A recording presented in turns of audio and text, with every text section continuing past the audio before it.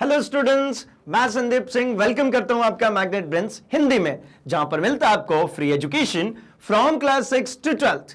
मतलब यहां पे कुछ चैप्टर्स देखने के बाद आपको किसी भी तरीके का कोई सा भी सब्सक्रिप्शन, कोई पैकेज लेने की बिल्कुल भी जरूरत नहीं पड़ती, क्योंकि हम आपके लिए लेकर आते क्वालिटी कंटेंट एक्सपीरियंस टीचर्स के साथ, वो भी फ्री ऑफ कॉस्ट।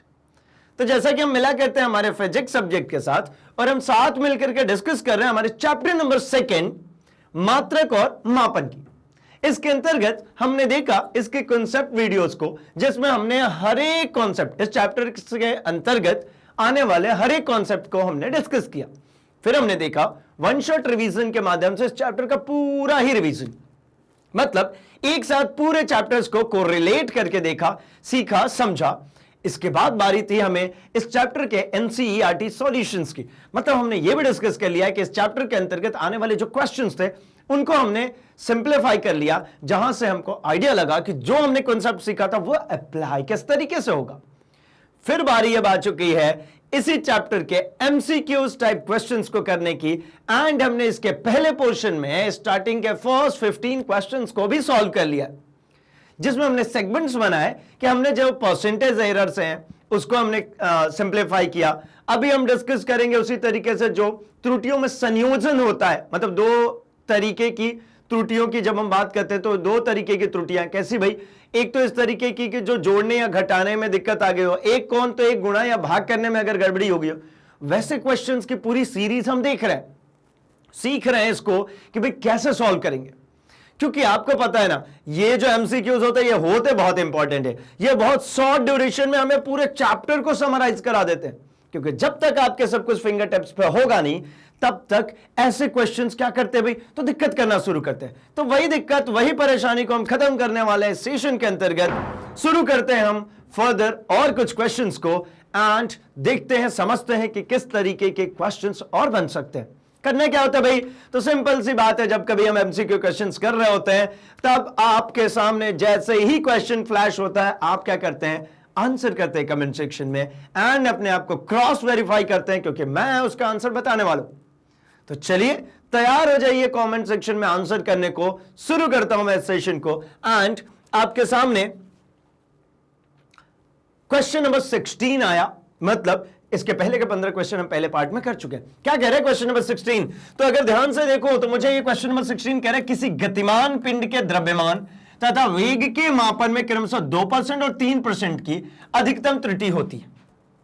2% की त्रुटि है या 3% की अधिकतम त्रुटि है, तो पिंड की परिकलित गतिज ऊर्जा में। अब देखिए, इसके पहले वाले सेशन में जब हम बात कर रहे थे तब हमने इसी तरीके के क्वेश्चंस को डिस्कस किया था, लेकिन हमने किसी फॉर्मूले के अकॉर्डिंग नहीं, कोई फॉर्मूले के अकॉर्डिंगली हमने कोई डिस्कशन नहीं किया था कि भैया कोई भौतिक राशि है, उस भौतिक राशि में कुछ चीजें चेंजेस आएंगी। क्योंकि अब यहां पे आ गया गतिज ऊर्जा, तो मुझे सबसे पहले तो इसके बारे में जानना होगा गतिज ऊर्जा क्या है, तभी तो आप कमेंट में आंसर कर पाएंगे। तो गतिज ऊर्जा होती है भाई, देखिए, हाफ mv²। हाफ m का मतलब क्या भाई, m का मतलब है द्रव्यमान, और आपको पता ही है ये जो है ये वेग का स्क्वायर है। इसका तात्पर्य क्या है कि अगर m द्रव्यमान का एक पिंड गतिशील है, m द्रव्यमान का पिंड क्या है भाई, गतिशील है, तो इसके चलने के कारण जो इसमें ऊर्जा उत्पन्न होगी, इसके चलने के कारण जो इसमें ऊर्जा उत्पन्न होगी, उसी को हम क्या कहते हैं भाई, गतिज ऊर्जा। किसी पिंड की गति के कारण उसके अंदर उपलब्ध ऊर्जा ही गतिज ऊर्जा है। तो कह रहे हैं कि इसमें अधिकतम प्रतिशत त्रुटि कितनी होगी, इस सेगमेंट में प्रतिशत त्रुटि अधिकतम कितनी होगी। तो कैसे काम करते हैं भाई, आइए चलिए, आप चाहे तो पॉज करके सॉल्व करके आंसर टिक कीजिए, तब तक मैं सॉल्व करता हूं। आइए, ये 1/2 तो एक कांस्टेंट टर्म है भैया, ये एक कैसा टर्म है, तो ये एक स्थिरांक है, और स्थिरांक में कुछ करते हैं क्या, स्थिरांक में कोई परिवर्तन होता है क्या, नहीं, स्थिरांक में कोई एरर नहीं आएगा। क्या कोई ऐसा कहे कि भैया 5 इसके अंदर कुछ त्रुटि है, ना भाई, 5 में कोई त्रुटि नहीं हो सकता, ये तो कांस्टेंट टर्म है, त्रुटि इन दोनों में होगी। तो प्रतिशत त्रुटि कैसे लिखते हैं भाई, तो गतिज ऊर्जा के लिए मैं काइनेटिक एनर्जी कहते हैं इसको क्या कहते हैं भाई, काइनेटिक एनर्जी। और भी एक और चीज मैं बोलते चलूं कि जितने भी हिंदी मीडियम के स्टूडेंट्स होते हैं उनको एक बात हमेशा ध्यान रखनी चाहिए, टर्मिनोलॉजी आपको इंग्लिश में याद रखनी होगी भाई, क्योंकि ये आपको हर जगह मदद करने वाली है। जैसे गतिज ऊर्जा तो इसको क्या कहते हैं, काइनेटिक एनर्जी, ठीक है ना। ये टर्मिनोलॉजी याद रखा कीजिए क्योंकि इससे आप ही अपने आप को इंप्रूव कर रहे होंगे। काइनेटिक एनर्जी के लिए कैसे लिखूंगा, तो मैं लिखता हूं डेल के अपॉन के इंटू 100, है ना। ये किसके बराबर होगा, तो मैंने यहां पर डिस्कस किया है m, ठीक है। तो m के लिए, तो इसके लिए लिखूंगा मैं प्रतिशत त्रुटि del m upon m into 100 plus 2 into del v upon में v इंटू 100। ये कैसे, अपनी मर्जी से लिख दिया क्या, तो नहीं भाई, आप एक सिंपल सी बात देखिए। हमने देखा था त्रुटियों के संयोजन में a डॉट b में अगर कुछ एरर आ गया, z equals to a dot b है, तो ये इक्वल्स टू होता था, किसके इक्वल होता था भाई, तो मैं कहता हूं ये del z upon z is equals to del a upon में a plus del b upon में b। जहां पर मैं अगर कहूं तो ये डेल b को कह सकता हूं मैं ये निरपेक्ष त्रुटि, ये क्या है, ये है मेरी निरपेक्ष त्रुटि। किसी भी अंक में जो उस इंडिविजुअल में जो त्रुटि आई है, किसके रेस्पेक्ट में, तो ये जो होती है इसका वास्तविक मान, इसको कहते हैं वास्तविक माप, या फिर इसी को हम कहते हैं आपेक्षिक माप। तो मैं आपेक्षिक माप ही लिख देता हूं, अपॉन में जो इसका होता है क्या, आपेक्षिक माप। इन दोनों का ही जो रिलेशन होता है वो यहां पर निकल के मिलता है हमको, क्या वही मिलता है मेरे को कि इसके अंदर अधिकतम त्रुटि किस प्रकार से निकाली जाएगी। अब प्रतिशत त्रुटि तो कुछ नहीं करना, यही डेल z अपॉन में z into 100% which is equals to del a upon में a into 100% which is equals to del b upon में b इंटू 100%, ठीक है ना। मैंने भैया आपसे जो कमिटमेंट किया है वो फुलफिल करूंगा, टेंशन मत लेना कि भाई अगर ये वाली चीज आपने नहीं भी देखा, आप फर्स्ट टाइम इसको देख रहे, कोई परेशान मत होइए, मैं यहां पर भी आपको एक्सप्लेन कर रहा हूं। बट एक चीज और साथ में मैं बोलूंगा कि भैया इसको जाइए और उस वीडियो के ऊपर भी देखिए जहां पर ये पूरा डिस्कस किया हुआ है ना, इसकी पूरी डेरिवेशन कराइए भाई। बट एट द फाइनल क्या होता है उसमें वो मैंने आपको ओवरऑल यहां पर लिख दिया, ठीक है ना। तो अभी इस क्वेश्चन को करते हुए जाने की जरूरत नहीं है, अगर आपको थोड़ा बहुत भी दिक्कत लगती है तो आप जाइएगा, बट स्टिल अभी आप इससे आप क्वेश्चंस कर सकते हैं। आगे बढ़ता हूं, अगर इसी प्रकार से कहीं पे z equals to a to the power n लिखा हुआ, क्या लिखा भाई, a to the power n, इसमें कुछ एरर आती है तो ये अल्टीमेटली क्या बन जाता है भाई, तो इसको लिख सकता हूं मैं del z upon z n del a upon में a। क्या हो गया, जो पावर होती है वो नीचे चली आती है। आइए जरा देखते हैं इन सभी का हमने कहां इस्तेमाल किया, तो हमने इन सभी का इस्तेमाल देखिए भैया कहां किया, सी ये m है del m upon m into 100, और यहां पे होता है प्रोडक्ट, तो इस प्रोडक्ट के लिए क्या लिखते हैं हम, प्लस। अगर यही चीज सेम चीज बिल्कुल डिट्टो सेम मैं यहां पर लिख लूं थोड़ी देर के लिए, तो z इक्वल्स टू अगर a अपॉन b भी होगा ना तब भी del z upon z equals to जो होता है वो del a upon a plus of del b upon b ही होता है, ठीक है। तो मतलब एक बात समझ में आती है यहां पर कि ये जो m लिखा है del m upon m into 100, क्योंकि मैं इसको परसेंटेज में लिख रहा हूं, परसेंटेज में जब जब होगा 100 आ जाएगा यहां पे, प्लस 2 को नीचे क्यों किया, क्योंकि ये देखिए पावर में n था, ये v के पावर में क्या था n, तो वो n सामने आके मल्टीप्लाई हो जाता ना, तो ये 2 था तो 2 को नीचे रख लिया, यहां पे क्या बन गया del v upon v into 100, खत्म हो गई बात। अब क्या करना है मुझे, तो मुझे इसके लिए वैल्यूज रखनी है और आंसर कैलकुलेट करना है, क्या वैल्यू है, तो मुझे तो डेल k अपॉन में k इंटू 100 निकालना है। Del m upon m into 100 कितना है भाई, मास में अधिकतम प्रतिशत त्रुटि कितनी है, द्रव्यमान में अधिकतम प्रतिशत त्रुटि 2% की और वेग में अधिकतम प्रतिशत त्रुटि 3% की, मतलब ये del m upon m into 100 कितना दिया हुआ है भाई, तो ये दिया हुआ है मेरे पास 2% प्लस 2 इंटू ये del v upon v into 100 कितना दिया है 3%, 3% भाई, तो 3 हो गया, आंसर मिल गया 2 इंटू 6 दैट इज 8, कितना हो जाएगा 8%। ये किस में चल रहा है सब कुछ, ये सब कुछ परसेंटेज में, तो आंसर कितना मिल गया मेरे को 8%, ठीक है। मतलब परसेंटेज एरर मैं सभी जगहों पर भी लगा सकता हूं परसेंटेज, ये लगा दिया। मतलब एक बात समझ में आ रही है कि भैया ये हो गया मेरा 3%, मतलब ये जो परसेंटेज एरर आया मेरे काइनेटिक एनर्जी में अधिकतम, वो 8% के अधिकतम आ सकते हैं। इसका मतलब क्या भाई, ये 8% का हर बार एरर नहीं दे रहा है, अधिकतम 8% का एरर हो सकता है। मिनिमम तो कुछ भी हो सकता है, मिनिमम तो मैं चाहूं तो 0 भी करा सकता हूं, लेकिन आपको पता है कि ऐसी कोई मशीन, ऐसी कोई सिस्टम नहीं बना सकते जो कि 0 एरर दे।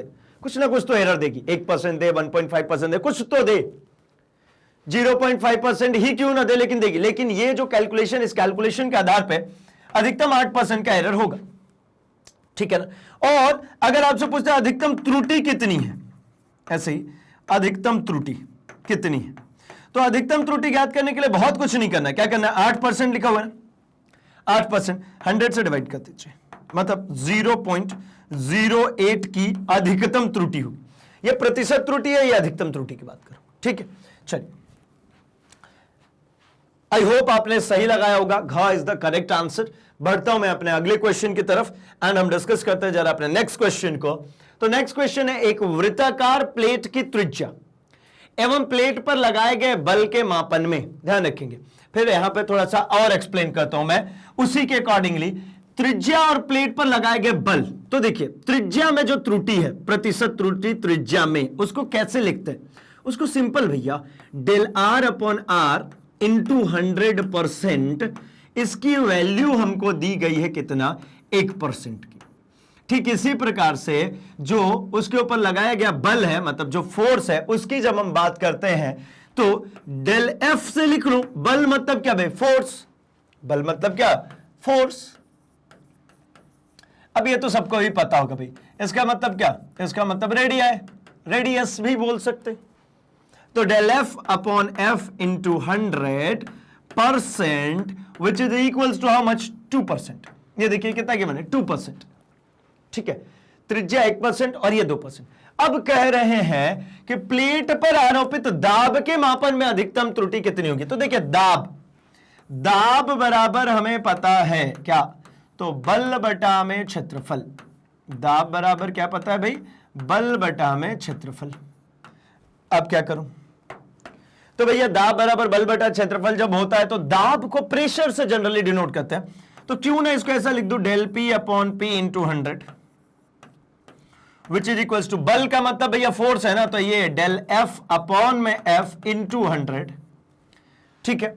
और क्षेत्रफल नीचे आ रहा है, लेकिन आपको पता है क्या कि भाई नीचे भी अगर कोई टर्म आएगी, del F upon F into 100, अगर नीचे भी कोई टर्म आती है तो प्लस ही होती है ना। अभी तो जस्ट मैंने सिखाया डेल ए अपॉन ए इंटू 100, मैंने अभी जस्ट लिखा था भाई कि z equals to A upon b है, इनमें दोनों में त्रुटि है, तो del z upon z equals to how much, तो डेल ए अपॉन ए plus del B upon b. और परसेंटेज करना है तो इसमें भी 100 का मल्टीप्लाई कीजिए, इसमें भी 100 का मल्टीप्लाई कीजिए, इसमें भी 100 का मल्टीप्लाई कर दीजिए, परसेंटेज एरर। तो यही काम तो अभी भी कर रहा हूं मैं, एरिया नीचे है ना, तो क्या फर्क पड़ता है, वो जाएगा तो plus del A upon A into 100। Now come to the point and calculate the final value which is del F upon F into 100, how much, ये है 2%। कितना भैया, ये 2%। तो ये हो गया 2% plus del A upon A, del A upon ए अगर मुझे निकालना है एरिया, तो यहां पे एरिया के लिए एक छोटा सा काम करना पड़ेगा। क्या काम करना पड़ेगा, मैं इसको हटाता हूं। देखिए, क्षेत्रफल मैं अलग से निकालता हूं ताकि आपको थोड़ा सा और क्लियर हो। वृत्त का क्षेत्रफल कितना होता है भाई, पाई आर स्क्वायर। कितना होता है ये, पाई आर स्क्वायर। पाई में तो कुछ नहीं हो रहा ना, जो कुछ भी होगा किसमें होगा, ये आर स्क्वायर में। जो भी चेंजेस आएगा किसमें आएगा, आर स्क्वायर में। तो आर स्क्वायर के लिए जब आपको लिखना होगा, मतलब डेल ए अपॉन ए, मैं काम करता हूं, ये जो इनिशियल रखा था इसको ऐसे ही छोड़ देता हूं, डेल ए अपॉन ए इंटू 100 जो लिखा था इसको छोड़ देता हूं। मैं इसके लिए यहां पे अलग से वैल्यू कैलकुलेट करता हूं, डेल ए अपॉन ए इंटू 100। अगर इसको कैलकुलेट करना है तो इधर में आर स्क्वायर है, आर स्क्वायर मतलब क्या, 2 del R upon R into 100, 2 del R upon R into 100। तो यहां पर अब मैं क्या लिख लूंगा, इसकी जगह पे 2 del R upon R into 100, ultimately 2 plus 2 into del R upon R into 100 कितना है भाई एरिया में? एरिया में इसकी प्रतिशत त्रुटि 1%, मतलब ये del R upon R into 100 कितना है? ये 1%। तो 2 प्लस 2 2 ज़ा 4, दैट इज 4%। अधिकतम एरर कितना आ गया? 4%। ये देखिए ग इज द करेक्ट आंसर। ग जो है इसका बिल्कुल सही उत्तर है, ठीक है ना। एरिया को मैंने जानबूझ करके इसको पहले से मतलब अलग से इसको कैलकुलेट करके लेकर के आए ताकि कोई कंफ्यूजन ना हो भाई। फिर से एक्सप्लेन करना चाहूंगा कि ये जो पाई है, ये पाई कैसा था? ये कांस्टेंट, और कांस्टेंट में कोई एरर नहीं है। एरर किस में भाई? तो उस त्रिज्या में। तो त्रिज्या को नीचे उतारा, 2 into del R upon R, ठीक है ना। चलिए, तो यहां तक बात क्लियर होगी। क्रॉस वेरीफाई कर लेते हैं। बिल्कुल ग आंसर बिल्कुल सही है, ठीक है। चलिए, उम्मीद करता हूं आपने भी बिल्कुल सही मार्क किए होंगे। बढ़ते हैं जरा अपने अगले क्वेश्चन नंबर 18 पे, एंड आप भी तैयार होंगे बिल्कुल आंसर करने के लिए इसको। तो फटाफट कर दो भैया इसको। आंसर क्या है? एक गोले की त्रिज्या मापने में 3% की त्रुटि तथा द्रव्यमान मापन में 2% की त्रुटि है, तो घनत्व मापने में अधिकतम त्रुटि क्या होगी? तो भैया घनत्व बराबर क्या होता है? घनत्व बराबर होता है द्रव्यमान बटा में आयतन। क्या होता है भाई? द्रव्यमान बटा में आयतन। चलो भाई, ये तो हो गया। अब क्या कह रहे हैं? ये तो कह रहे हैं त्रिज्या नापने में, त्रिज्या को मापने में कितना? 3%। मतलब ये कह रहे हैं कि भाई हमको तो ये पता है del R upon R into 100 which is equals to 3%, द्रव्यमान मापने में 2%। मतलब क्या भाई? तो ये कह रहे हैं आपके del M upon M into 100 which is equals to 2%। ठीक है भाई, कह लो। घनत्व मापने में तो द्रव्यमान का तो सीधे सीधे दिया, आयतन वाले पे बात आएगी। और किसकी बोले? तो गोला की बात करें तो देखिए, गोले के आयतन में प्रतिशत त्रुटि। अब क्या था भाई? तो हमने पिछले सेशन में जो कवर अप किया था वो सिर्फ और सिर्फ आयतन के लिए अलग से निकाला था, वहीं पे काम हो गया था। इस सेशन में हम जो देख रहे हैं उसका अगला वर्जन देख रहे हैं भाई। अब हमारे पास क्या है? अब हमारे पास टर्मिनोलॉजीज आ रही हैं इस तरीके की। अब आयतन में त्रुटि की अगर मैं बात करता हूं, मतलब मैं कहता हूं गोले की आयतन यानी del V upon V into V, मतलब क्या भाई? वॉल्यूम। वी मतलब वॉल्यूम, चिंता नहीं करेंगे, ये वेलोसिटी नहीं है भैया, ये वॉल्यूम है। वॉल्यूम मतलब आयतन into 100% which is equals to गोले का आयतन कितना होता है? तो गोले का आयतन अपने को पता है 4/3 पाई आर क्यूब होती है। 4/3 पाई आर क्यूब। ये तो भैया देखो याद रखनी पड़ेगी। ये तो आप याद करके भी आए होंगे क्योंकि क्लास 10th को पास होकर के आ रहा है भाई। कोई जुगाड़ से थोड़ी आ रहे हैं, है ना। जुगाड़ से तो नहीं आ रहा ना भैया कोई, सब तो पास होके ही आ रहे हैं ना। चलिए, पास होके आ रहे हैं इसका मतलब क्या है कि आपको आती है। जब आती है तो रखिए ना भैया। क्या करूं? तो मैं तो वही कहता हूं कि भाई जो कांस्टेंट है, कौन कांस्टेंट है? ये दोनों। कौन कांस्टेंट है भाई? ये दोनों कांस्टेंट है। 4/3 पाई ये कांस्टेंट है, तो इसमें कुछ बदलाव नहीं। मतलब del V upon V into 100%, ये प्रतिशत त्रुटि किसके बराबर होगी? तो 3 times of del R upon R into 100%, इसके बराबर होगी। पावर को नीचे उतार लेते, अभी से कहता है a to the power n होता, तो n del a upon a, n del r upon r, ठीक है ना। तो 3 del r upon r into 100%, ये हो जाएगी इसमें। अब ये गिवन है क्या? तो देखिए ना, del v upon v into 100% which is equals to 3 times of del r upon r into 100%। अब देखिए इसके del r upon r into 100%, इसमें कितने का एरर है भैया? ये 3% का एरर है, तो मतलब इंटू 3, यानी ये कितने परसेंट का एरर मिल गया? 9%। अब तो हो जाएगा ना काम। क्या? घनत्व तो निकालना है। घनत्व को रो से डिनोट करते हैं, मैं del rho upon rho into 100 प्रतिशत इज इक्वल्स टू द्रव्यमान। द्रव्यमान मतलब क्या भाई? तो डेल एम अपॉन में एम इंटू 100% प्लस आयतन जो नीचे होता है वो भी ऊपर जाके प्लस में ही आता है ना भाई। तो ये आयतन मतलब क्या? यही तो डेल वी अपॉन में वी इंटू 100%। अब तो सब कुछ आ चुका है ना आपके पास, रख दो भैया। Del M upon M, del M upon M कहां है? ये रहा, कितना? 2% plus del V upon V into 100%, ये कितना भैया? ये 9%। ये अभी निकाला हमने, ये कितना है? 9%। तो भैया ये हो गया 9%। 9 2 11। आप मत होना भैया, आप बने रहना, है ना। आगे और क्वेश्चन कर रहे हैं तो बोले 9 2 11 बोला, मैं तो निकल लिया। तो ऐसा काम नहीं भाई, हमें तो पढ़ना है, हमें अभी 9 2 11 नहीं हो सकते। क्यों हो सकते? नहीं हो सकते ना, बिल्कुल भरोसा है भाई आप पे, नहीं हो सकते आप। चलिए, और भैया जो 9 2 11 हो रहे हैं रुक जाए, ठीक है। अगर वो 9 2 11 हुए तो बहुत सारे ऐसे कॉन्सेप्ट है जो बाहर निकल जाएगा। चलो, क्या है 11%? 11% ऑप्शन में है क्या? बिल्कुल है भैया, ग है ना, ग इज द करेक्ट वन। सही है भैया, ग चेक हो गया। चलो आगे बढ़ा जाए। बढ़ने के पहले चाहे तो आप स्क्रीनशॉट रख लिया करो भाई, है ना, आपको बहुत ज्यादा, मैं ऐसा कह सकता हूं कि बहुत सारी जगहों पे ये काम आ सकती है। ठीक है, आगे बढ़ते हैं हम क्वेश्चन नंबर 19 की तरफ, और यहां पर डिस्कस करते हैं हम जरा। एक बेलन की लंबाई 10 सेंटीमीटर तथा त्रिज्या 4 सेंटीमीटर है। बेलन के आयतन में प्रतिशत त्रुटि कितनी होगी? अब देखिए, अब बेलन की यहां पर जो लंबाई है 10 सेंटीमीटर, मतलब आपको पता तो चल ही गया होगा ना, अब तो आप डायरेक्ट कर ही रहे होंगे, into 100% is equals to 10 centimetre. ये कितना गिवन है भाई? ये गिवन है, एक सेकंड, बेलन की लंबाई 10 सेंटीमीटर तथा त्रिज्या 4 सेंटीमीटर, आयतन में प्रतिशत त्रुटि। एक सेकंड के लिए देखिए, लंबाई कितनी दी है भाई? ये प्योरली लंबाई दी है, मतलब एल की वैल्यू आपको दे दी गई है, ये दे दी गई हमको 10 सेंटीमीटर, और हमको दिया गया यहां पे क्या? त्रिज्या। त्रिज्या मतलब मुझे दी गई है क्या? आर। आर कितना गिवन है? 4 सेंटीमीटर।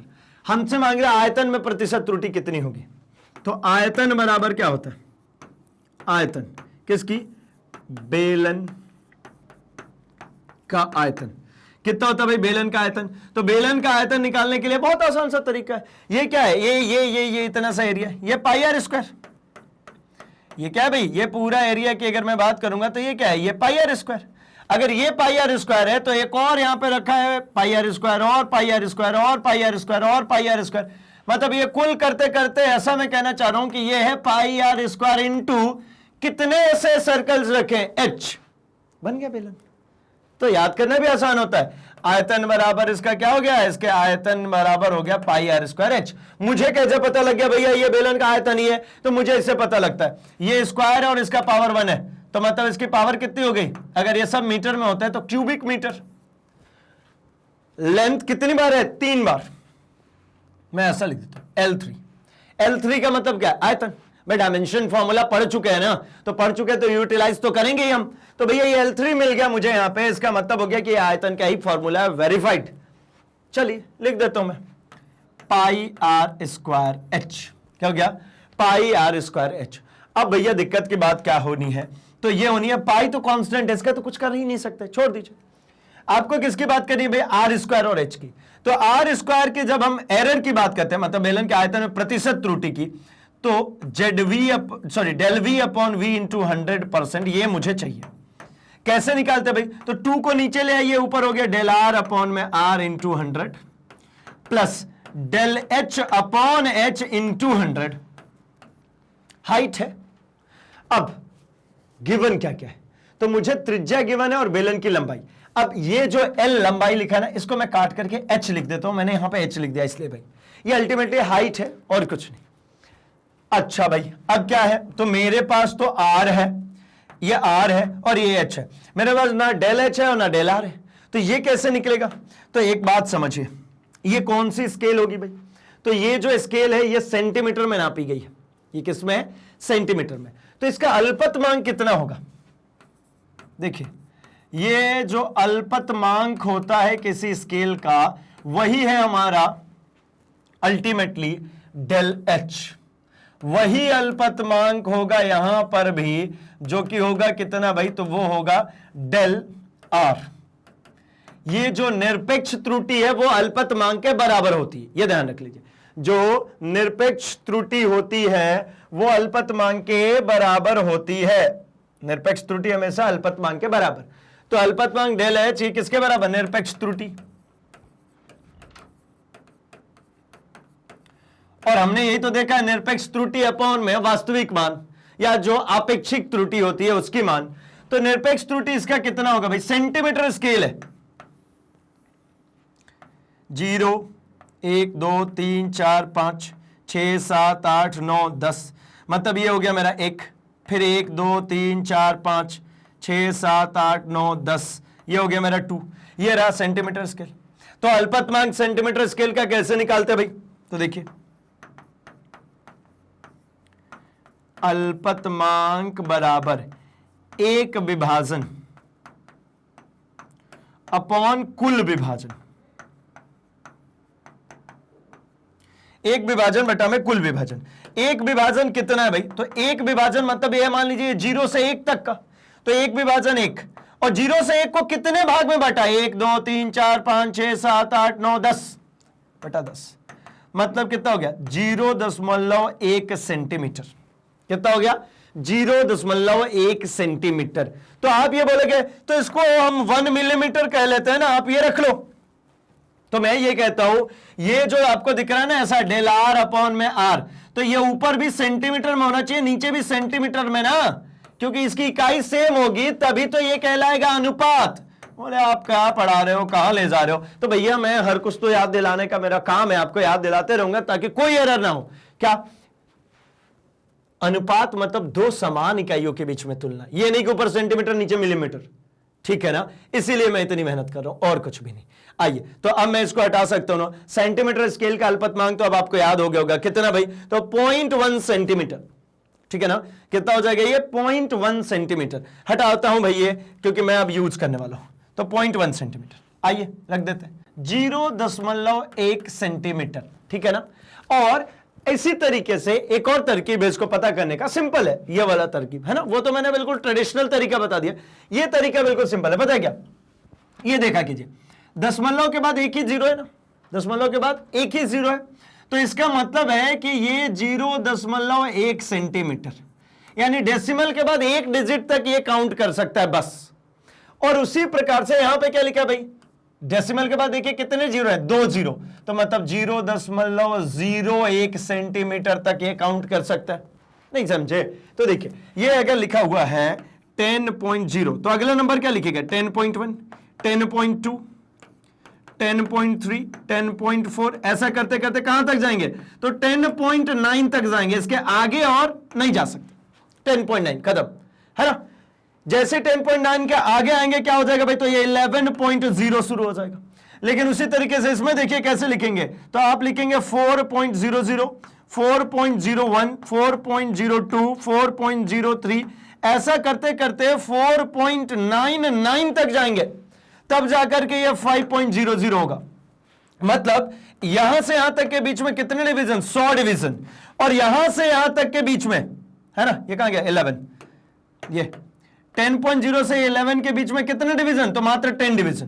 तो मैंने क्या लिखा था? एक विभाजन बटा में कुल विभाजन, तो एक बटा में कुल विभाजन कितना है उसका? 10, तो ये हो गया 0.1। और यहां पे कितना है? एक विभाजन बटा में कुल कितने विभाजन हो रहे हैं? 100 पॉइंट है 4 से 5 के बीच में, तो बटा में 100, मतलब 0.01 सेंटीमीटर। अब क्लियर है ना? अब तो बात क्लियर हो गई। चलिए आगे बढ़ते हैं, और ये बिल्कुल ट्रेडिशनल तरीका है भाई, बिल्कुल परंपरागत तरीका इसको निकालने का। और शॉर्ट तरीका क्या? कुछ नहीं, दशमलव के बाद गिनिए, 2 डिजिट तो 0.1, एक डिजिट तो सिर्फ 1। अगर मान लीजिए यहां पे 0.000 सेंटीमीटर ऐसा कुछ होता, तो इसका मतलब क्या? 001, ठीक है ना? यूनिट हमेशा वही रखिएगा। अभी मैं यही डिस्कस कर रहा हूं कि भैया यूनिट नहीं बदलेंगे। तो इसका अल्पतमांक कितना हो गया भाई? तो इसका हो गया 0.01 सेंटीमीटर। अब मिल गया क्या सब कुछ? तो हाँ मिल गया भैया, रख दो। 2 into del R, del R की वैल्यू कितनी है भाई? तो डेल आर की वैल्यू ये निकली 0.01, ठीक है, अपॉन आर की वैल्यू कितनी है? तो ये 4 centimetre into 100 plus del H, del H की वैल्यू कितनी? तो ये है 0.1 बटा में 10। एच कितना है? यह है 10, ठीक है, प्लस सॉरी इंटू 100, इंटू क्या कर देंगे? 100। अब हो गया बात खत्म। अब इसको आप सॉल्व करेंगे तो क्या होगा? ये 2 जीरो इस डेसिमल से खत्म हो जाएगा, मतलब 2/4 हो जाएगा ना भाई। ये 2 दशमलव, ये 0, और ये जो है 10 से ये खत्म, ठीक है, और ये 1 पॉइंट से खत्म, ठीक। तो ये अल्टीमेटली कितना बन जाएगा भाई? अगर इन दोनों को गुणा कर देंगे तो ये बन जाएगा 1। ये 2 से इसको करेंगे तो 2 दूना 4, 1/2 प्लस 1, 1/2 प्लस 1 मतलब क्या, 0.5 प्लस 1 मतलब क्या हो, 1.5%। खत्म। कितना, 1.5%। आंसर सही है क्या, चेक कर लें एक बार। तो चलिए भैया एक बार चेक करते हैं, हमारा क बिल्कुल करेक्ट आंसर है। ठीक है भाई, क करेक्ट आंसर। चलिए ठीक है, आगे बढ़ते भाई, अपने क्वेश्चन नंबर 28 की तरफ बढ़ते हैं एंड डिस्कस करते हैं। यहां पे बात कर रहे हैं कि सरल लोलक के प्रयोग में लोलक की लंबाई के माप में 2% की त्रुटि, मतलब लेंथ में 2% की त्रुटि, और आवर्तकाल मापन में 3% की त्रुटि है। ठीक है, जो आवर्तकाल क्या होता है भाई, तो आवर्तकाल होता है कि जब एक लोलक, ठीक है ना, ऐसा एक लोलक, लोलक का मतलब क्या भाई, एक हुक के जरिए आपने एक ऐसी बॉल लटका दी और ये बॉल ऐसा पेंडुलम जैसा, ऐसा ये बॉल इस तरीके से गति कर रही, ये गति कर रही। ठीक है, तो ये लेंथ हो गई। इस लोलक पे गुरुत्वाकर्षण जो त्वरण है, गुरुत्वीय त्वरण, वो जी भी काम कर रहा होता है नीचे। ठीक है, और टाइम पीरियड क्या होता है भाई, तो यहां जाने और वापस आने में लगा हुआ समय अंतराल ही कहलाता है क्या, इसका आवर्तकाल, इसका टाइम पीरियड। ठीक है, तो इस टाइम पीरियड में कितने परसेंट की, 3% की। तो जी के मापन, मतलब जो जी है उसके मेजरमेंट में अधिकतम त्रुटि कितने प्रतिशत की होगी। तो सबसे पहले क्या काम कर लिया जाए भाई, तो इसका जो आवर्तकाल है उसके लिए फॉर्मूला लिख लेते हैं। क्या होता है आवर्तकाल के लिए फॉर्मूला, तो देखिए T equals to 2 pi under root of L upon में G। इसमें से सभी टर्म्स अगर डिस्कस करें, जैसा कि अभी हमने बनाया था, यहां पर क्या, एक ये हो गई एक थ्रेड, एक रस्सी समझ लीजिए, एक थ्रेड समझ लीजिए। इसको हमने क्या किया हुआ है, बांधा हुआ है एक बॉब से, इसको कहते हैं बॉब, है ना। अब इस पे क्या हो रहा होगा, तो एक बात क्लियर है कि गुरुत्वीय त्वरण नीचे की तरफ इसके ऊपर काम कर रही होगी। ये क्या है भाई, गुरुत्वीय त्वरण, और इसी पर क्या हो रहा होगा, तो ये L जो है इसकी लेंथ है, किसकी, ये थ्रेड की। ये जो रस्सी है ना, जैसे एक पत्थर समझ लीजिए, एक पत्थर को क्या करना है, एक रस्सी से ऐसे लटका देना है ना, तो ये L हो गया। अब टाइम पीरियड का मतलब जैसा कि अभी सिखाई कि भाई एक बार जाकर के वापस आने में लगा हुआ समय, तो मुझे चाहिए जी में, ये जो कुछ भी कह रहे हैं ना, किसमें कह रहे हैं, जी में अधिकतम प्रतिशत त्रुटि। तो जी में अधिकतम प्रतिशत त्रुटि के लिए एक छोटा सा काम कर सकते हैं। क्या कर दूं मैं काम करता हूं, दोनों तरफ ले लेता हूं स्क्वायरिंग, चलेगा क्या, देखिए स्क्वायरिंग, तो ये क्या हो जाएगा भाई, ये हो जाएगा टी स्क्वायर, ये हो जाएगा 4 पाई स्क्वायर L अपॉन में जी अग्रिड।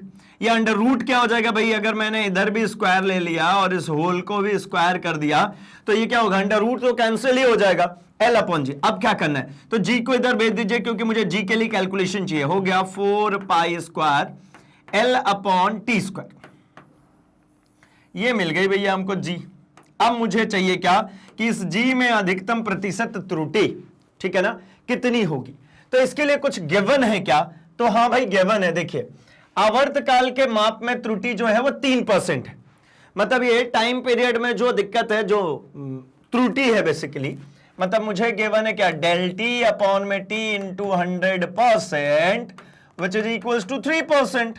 अब मुझे जी में चाहिए, तो जी में कैसे निकालते हैं भाई, तो सिंपल है ना, डेल जी अपॉन में g into 100% which is equals to, कैसे लिखते हैं भाई, तो ये 4 पाई स्क्वायर, ये तो कांस्टेंट है, क्या बचा, L अपॉन टी स्क्वायर। तो L को कैसे लिखते हैं, डेल L अपॉन में L इंटू 100% प्लस ये जो टर्म बची कौन सी, टी स्क्वायर। तो टी स्क्वायर के लिए 2 इंटू डेल टी अपॉन में टी इंटू 100%, ये भी चलेगा। क्यों चलेगा भाई, क्योंकि अभी आपको ये बात तो क्लियर हो ही चुकी है ना कि भाई जो भी चीज नीचे होगा वो अल्टीमेटली प्लस हो जाता है इसके साथ में, और जो ये पावर में होगा, जैसे ये टी के पावर में कितना था 2, तो ये पावर नीचे उतरेगा, मतलब क्या हो जाएगा 2 times of del T upon में टी इंटू 100%। अब हो गई हमारी बात यहां पर, क्या मुझसे मांगा जा रहा है कि लंबाई के मापन में त्रुटि 2% की है, मतलब यहां पर एक और वैल्यू मुझे गिवन है, वो है, यही लिख देता हूं मैं, del L upon L into 100%, ये मुझे गिवन है 2%, है ना। लंबाई में मापन में त्रुटि ये गिवन है, रख दीजिए यहां पर, क्या मिल जाएगा भाई, तो del L upon L into 100% which is equal to 2% plus 2 times of del T upon T into 100%, that is 3%। तो मतलब ये क्या हो गया, 2% प्लस 6%, मतलब ये टोटली कितना बन गया? ये बन गया 8%। कितना बन गया? 8%। तो मतलब जो घ ऑप्शन है ये बिल्कुल सही है भाई, 8% इसमें आ जाएगा त्रुटि। ठीक है भाई, आई होप आपको ये बात समझ में आ गई है और आसान भी है ना। अभी जो हमने आपको कमिट किया था कि हर वैरायटी के क्वेश्चन लाएंगे, तो बिल्कुल बी पेशेंस रखिए भाई, ले आते चले जाएंगे। बस इसमें मेजर चीज जो चाहिए वो चाहिए आपकी प्रैक्टिस, जो कि मैं कराते चल रहा हूं, है ना। तो परेशान बिल्कुल नहीं होना, ये पूरी प्रैक्टिस करते हुए चलिए, क्योंकि धीरे धीरे देखिए ये सब जो है ना, ये मॉडिफिकेशंस आपको मिलना शुरू हो रहे हैं। ये मॉडिफिकेशन ही है, एक पैटर्न ऑफ क्वेश्चन ही है ये, ठीक है ना। क्योंकि आपको ये बात तो बहुत अच्छे से समझ में आ चुकी है, ये जो लाइन लिख रहा हूं, ये वाली जो लाइन लिख रहा हूं, ये लाइन आपको बहुत अच्छे से समझ में आ चुकी है। किंतु ये जो फ्रेमिंग होकर के आ रही है ना, ये जो सब फ्रेमिंग होकर के आ रही है, ये फ्रेमिंग्स में कुछ ना कुछ चीजें हर बार नया देखने को मिल रहा है, ठीक। तो इसको सीखना जरूरी है। चलिए क्रॉस वेरीफाई करते हैं भाई, 8% बिल्कुल राइट ऑप्शन है। आगे बढ़ता हूं मैं अपने क्वेश्चन नंबर 21, एंड फटाफट से इसका भी आंसर कर दीजिए भाई, आप कर सकते हैं। इसका आंसर क्या है? किसी भौतिक राशि y के मापन के लिए निम्नलिखित सूत्र प्रयुक्त किया गया है। क्या दिया गया है भाई? तो ये गिवन है y equals to 4ab square upon 3c cube, जहां पर कुछ बातें गिवन है। क्या? a equals to 4, b equals to 1 और c इक्वल्स टू 3, y के मापन में अधिकतम प्रतिशत त्रुटि कितनी होगी? तो भाई प्रतिशत त्रुटि निकालने के लिए हम हर बार ऐसे ही तो लिखते हैं ना, जैसे देखिए प्रतिशत त्रुटि, इसको कैसे निकालते हैं भाई? अगर मान लीजिए ए एक डेटा होती है तो लिखते हैं ना डेल ए अपॉन ए इंटू 100%, ऐसे ही तो निकालते हैं प्रतिशत त्रुटि। तो मुझे क्या चाहिए? इन सभी में प्रतिशत त्रुटि निकालनी है। तो अल्टीमेटली ये बात तो मुझे समझ में आता है ना, ये डेल ए का मतलब क्या है? अल्टीमेटली अल्पतमांक। ये क्या है? अल्पतमांक। अपॉन में ये जो है इसका वास्तविक मान, ठीक है ना, इंटू 100 इंटू %, यही होता है भैया प्रतिशत त्रुटि। अब अल्पतमांक निकालने की बारी है, यहां पे अल्पतमांक निकालिए। देखिए a equals to 4.0, a equals to कितना? 4.0।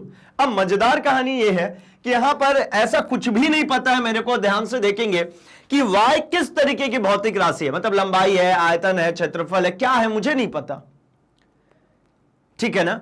ना ही मुझे ये पता है ए क्या है, बी क्या है, सी क्या है, मतलब मुझे कोई यूनिट ही नहीं पता है। कोई इकाई पता है क्या? कोई इकाई नहीं पता, तो आप स्केल कैसे डिसाइड कर सकते? नहीं कर सकते ना। लेकिन यहां पर हमारे पास एक ऑल्टरनेटिव ऑप्शन होता है जहां से हम स्केल डिसाइड कर सकते हैं। कैसे? तो देखिए यहां पर डेसिमल के बाद एक अंक है ना, एक जीरो सिर्फ लगा हुआ है ना, मतलब इसका अल्पतमांक कितना हो जाएगा भाई? इसका अल्पतमांक अर्थात डेल ए की वैल्यू कितनी हो जाएगी? तो ये हो जाएगा 0.1। मैं भी यूनिट नहीं लिखूंगा क्योंकि मुझे पता ही नहीं है मीटर 1 किलोमीटर, ठीक है। अगला बात करता हूं मैं अगला लिखता हूं यहां पे बी कितना है भाई? तो ध्यान से देखिए 1.00, सी जो है ये लिखा हुआ है 3.00, अर्थात अगर इन सभी में अल्पतमांक की बात करूं मैं, तो भैया अल्पतमांक का मतलब ही था ना यही कि भैया अधिकतम कितना मेजर कर सकता है, मतलब न्यूनतम वो कौन से बिंदु है, कौन सा पॉइंट है जिसको मेजर कर सकता है। तो न्यूनतम कैसे ज्ञात कर सकते हैं? तो दिख रहा है दशमलव में 1 अंक तक, ये दशमलव में कितने अंक तक? 2 अंक तक, ये भी दशमलव में कितने अंक तक? 2 अंक तक, मतलब इसका जो अल्पतमांक हो जाएगा 0.01, इसका जो अल्पतमांक हो जाएगा ये भी क्या हो जाएगा? 0.01। जो अभी हमने सीखा था ना कि 4 से 5 जाने में सिर्फ 4.0 लिखा है, तो 4 से 5 जाने में सिर्फ 10 डिजिट लगेगा, पहुंच जाएंगे। लेकिन 1.00 से 2.00 जाने में आपको पूरे 100 डिजिट लिखने पड़ते हैं। ये देखिए फिर से सिखाता हूं, 1.00 से आगे लिखेंगे अगला पॉइंट, क्या लिखेंगे? तो आप लिखेंगे 1.01, 1.02, 1.03, ऐसे ही करते करते 1.09 यहां तक लिखेंगे। जब ये 09 हो जाएगा तब ये एक लेफ्ट वाले नंबर को दे देगा, ये हो जाएगा 1.10, फिर 1 पॉइंट कितना भाई? तो ये 11, फिर 1.12, फिर 1.13, ऐसे ही करते 13, 14, 15, ऐसे ही करते करते कहां तक चलेगा? तो ये चलेगा 1.99 तक। जब ये दोनों 99 हो जाएंगे, अब नहीं बढ़ा सकते, अब अगर नंबर बढ़ाएंगे तो ये हो जाएगा कितना? तो ये हो जाएगा 2 पॉइंट, इसको बढ़ा दीजिए 00, मतलब देखिए 1.00 से 2.00 तक जाने में कितने डिजिट्स लगा दिए मैंने? 100। तो इसीलिए इसको इस तरीके से लिखते हैं 0.01। ये अल्टीमेटली डिवाइड करेंगे तो 1 बटा क्या है, 1/100। ठीक है ना। चलिए, तो अब आपको ये बात समझ में आ गई होगी आई थिंक। तो मैं अब बढ़ता हूं आगे। अब मैं अपने को मतलब ये जो फॉर्म जो गिवन है इसको एक फॉर्मूले में रखते हैं। कौन सा फॉर्मूला यूज होता है भाई? तो फॉर्मूला तो वही है कि जब कभी भी मुझे अधिकतम त्रुटि निकालनी होती है तो क्या काम करता हूं भाई? तो मुझे यहां से देखने को मिलता है कि मुझे निकालना है, देखिए अधिकतम प्रतिशत त्रुटि मांग रहे हैं, तो del y upon y into 100% which is equals to क्या कहेंगे भाई, क्या होना चाहिए? तो ये होना चाहिए ये फॉर्म, अल्पतमांक अपन वास्तविक मान इंटू 100%। मतलब ऐसा लिख सकता हूं क्या, डेल ए अपॉन में ए इंटू 100%। चलेगा ना? किसके लिए लिख दिया? इस ए के लिए। अच्छा, इस 4 का क्या करूं? तो ये तो कांस्टेंट है, इसमें क्या एरर आएगा भाई? 4 तो एक स्थिरांक है ना, इसमें तो कोई एरर नहीं आएगा। अच्छा ठीक है, तो इस ए का क्या काम करूं? तो ए में अल्पतमांक बटा में वास्तविक मान इंटू 100% रख दिया भैया। अब इसके लिए क्या करते हैं? तो ये जो पावर होता है ये नीचे उतर जाता है ना, b टू द पावर 2 है, तो इसको कैसे लिखेंगे? 2 times of del B upon में b into 100%। 2 times of del B upon B into 100%। तो मैं इसको लिख देता हूं, इसको हटा देता हूं अभी, plus 2 into del B upon में बी इंटू 100%। एंड एक और टर्म बचा है भैया नीचे c, इसको कैसे लिखेंगे? ये c 3 है, तो 3 को नीचे उतारिए, डेल c अपॉन में c इंटू 100%। और अगेन अधिकतम प्रतिशत त्रुटि ना तो प्लस का ही साइन लगेगा, तो अधिकतम प्रतिशत त्रुटि मतलब 3 times of del C upon में सी इंटू 100%। खत्म हो गई बात। अब चलिए, अब करते हैं जरा बात किसकी करनी है।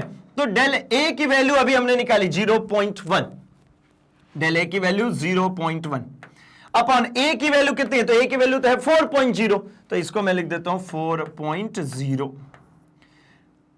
इंटू 100%। ठीक है ना, प्लस अब इसको करते हैं 2 into del B, del B कितना है भैया? तो डेल बी है 0.01, कितना है? 0.01 अपॉन बी का मान कितना है भाई? तो ये है 1.00 प्लस यहां पे क्या काम करना है भाई? तो 3 times of del C, del C मतलब 0.01 अपॉन कितना रखना है भाई? तो ये हो जाएगा हमारा 3.00 इंटू 100, और यहां पर भी आएगा है ना, यहां पर भी एक 100 चलेगा। ठीक है, इंटू 100 प्लस। ठीक है, ऐसा। अच्छा, एक और बात है ना, मुझे यहीं से एक चीज और ध्यान में आ रहा, मैं वो भी आपको एक्सप्लेन करते चलूं। ये जो आपको जनरली जो आपको क्वेश्चन देखने को मिल जाएगा वो यहां पर एक और जीरो पेस्ट होगा। ठीक है ना, क्या होगा भाई? एक जीरो और पेस्ट होगा। एक जीरो और पेस्ट करेंगे तो क्या करेंगे भैया? यहां पर भी एक जीरो पेस्ट करना पड़ेगा। फिर ये फाइनली ये जो वैल्यू बन जाएगी कितने हो जाएगी? 0.011, 0.001। ऐसा है ये पूरा क्वेश्चन। अब क्या कर देंगे? तो ये हो गया सिंपल सॉर्टेड सी बात। क्या हो जाएगी भाई सिंपल सॉर्टेड? तो देखिए ये एक जीरो, ये जो अतिरिक्त एक जीरो लग रहा है ना, इस जीरो ने क्या कर दिया? तो इस जीरो ने इसका चेंज कर देगा, यहां पर ये हो जाएगा हमारा कितना? तो ये हमको लिखना पड़ेगा 001।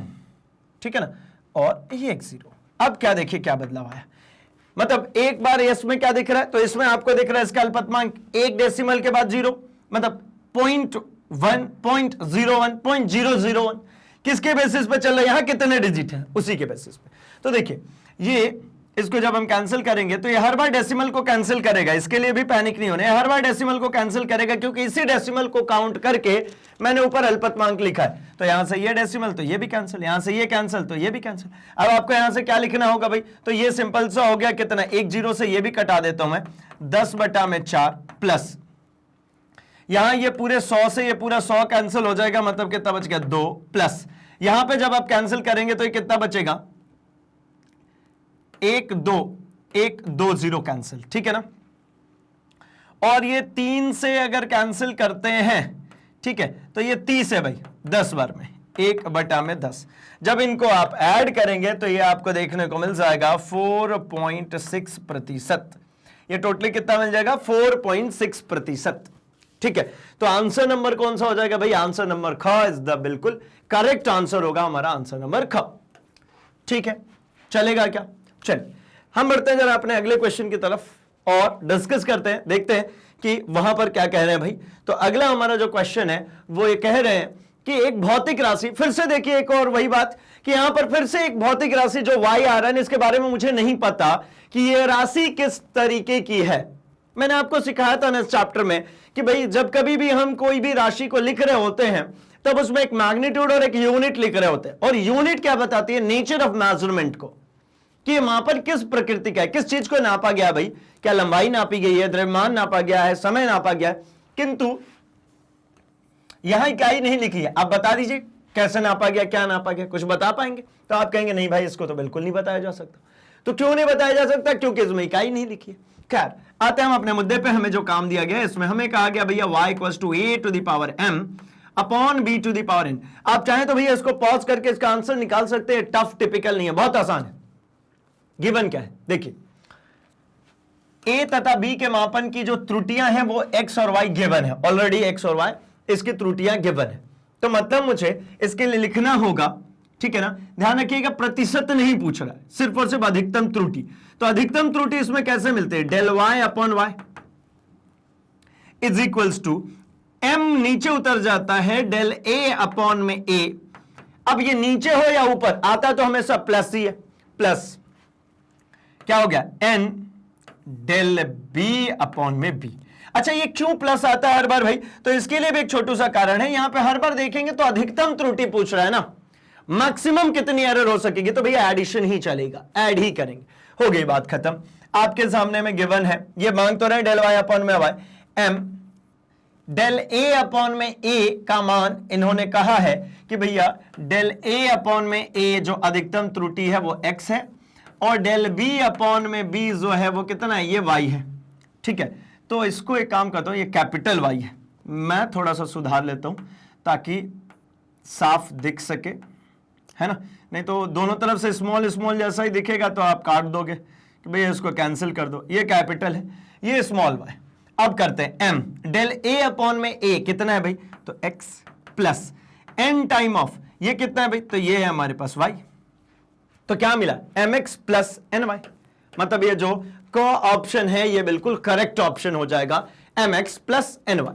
चलेगा ना, ये किसके बराबर आ रहा है भाई, ये हमारा कैपिटल y के बराबर। ठीक, चलिए आसान लग रहा होगा। अब भाई इसमें न्यूमेरिक वैल्यूज नहीं था, सीधे सिंपली गिवन था, तो इसलिए हमने सिंपली कर लिया। चलिए आगे बढ़ जाए जा भाई अगले क्वेश्चन, क्वेश्चन नंबर 23 की तरफ। तो ये करेक्ट हो गया। पहले जल को गर्म करने पर उसका ताप जो है वो कितना आ रहा भाई, 20 मतलब 20.0, इसमें ध्यान रखेंगे ये इसका अपने आप में महत्व है। 20.0 plus minus of 2 degree Celsius. ठीक है, इसको मैं ऐसा कह लेता हूं कि मेरे पास एक माप आ गया Q1 कह लेता हूं, 20 plus 0 plus minus of 0.2 degree Celsius. और अगला तापमान कितना है भाई, तो Q2 जो है वो मुझे मिल गया 25.0 plus minus of 0.3 degree Celsius. अब इस एरर को कह रहे हैं कि जल की ताप में वृद्धि में अधिकतम संभावित त्रुटि, मतलब ये Q1 से Q2 तक इसका टेम्परेचर बढ़ गया। देख रहा होगा ना आपको कि भाई पहले वो 20 डिग्री सेल्सियस था, अब 25 हो गया, लेकिन 20 डिग्री मापने में मेरे पास 2% का एरर दिख रहा था और यहां पर मेरे पास 3%, 0.3 और 0.2% का। अब मुझे निकालना है ताप में वृद्धि में एरर, तापमान वृद्धि में होने वाली त्रुटि, वो भी कैसी, अधिकतम त्रुटि। तो ये लिखो जरूरी है, अधिकतम त्रुटि। तो तापमान वृद्धि में होने वाली अधिकतम त्रुटि की हम अगर बात कर रहे होंगे तो मैं अगर लिखता हूं Q कितना आएगा भाई, मतलब डेल Q की अगर मैं बात करता हूं कितना आएगा, तो देखिए अगर मैं मेन स्केल में बात करता हूं, इस मेन स्केल में, ठीक है, तो मैं इस मेन स्केल को बोलता हूं सबसे पहले।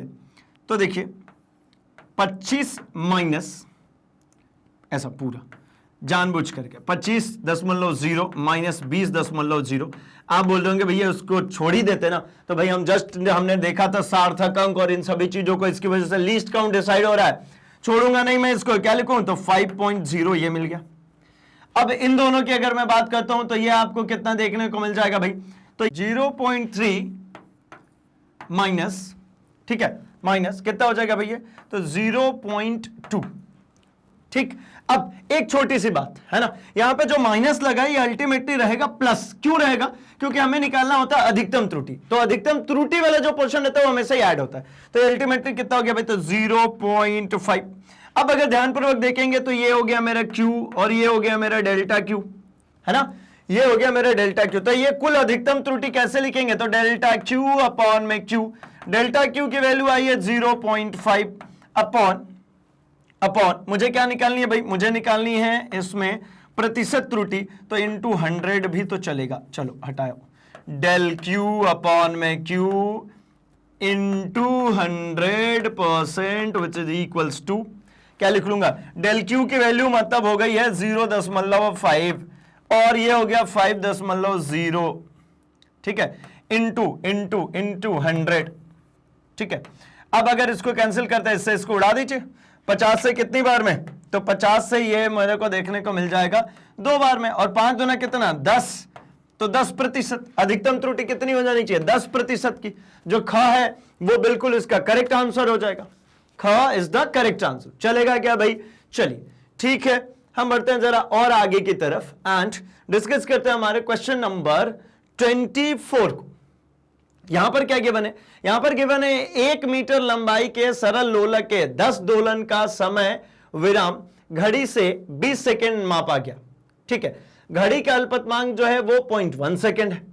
तो G इक्वल्स टू हमारे पास में वैल्यू गिवन है कितना, 4 पाई स्क्वायर L अपॉन में T स्क्वायर। इसमें G की जो है वो प्रतिशत त्रुटि की हमको करनी है क्या, गणना।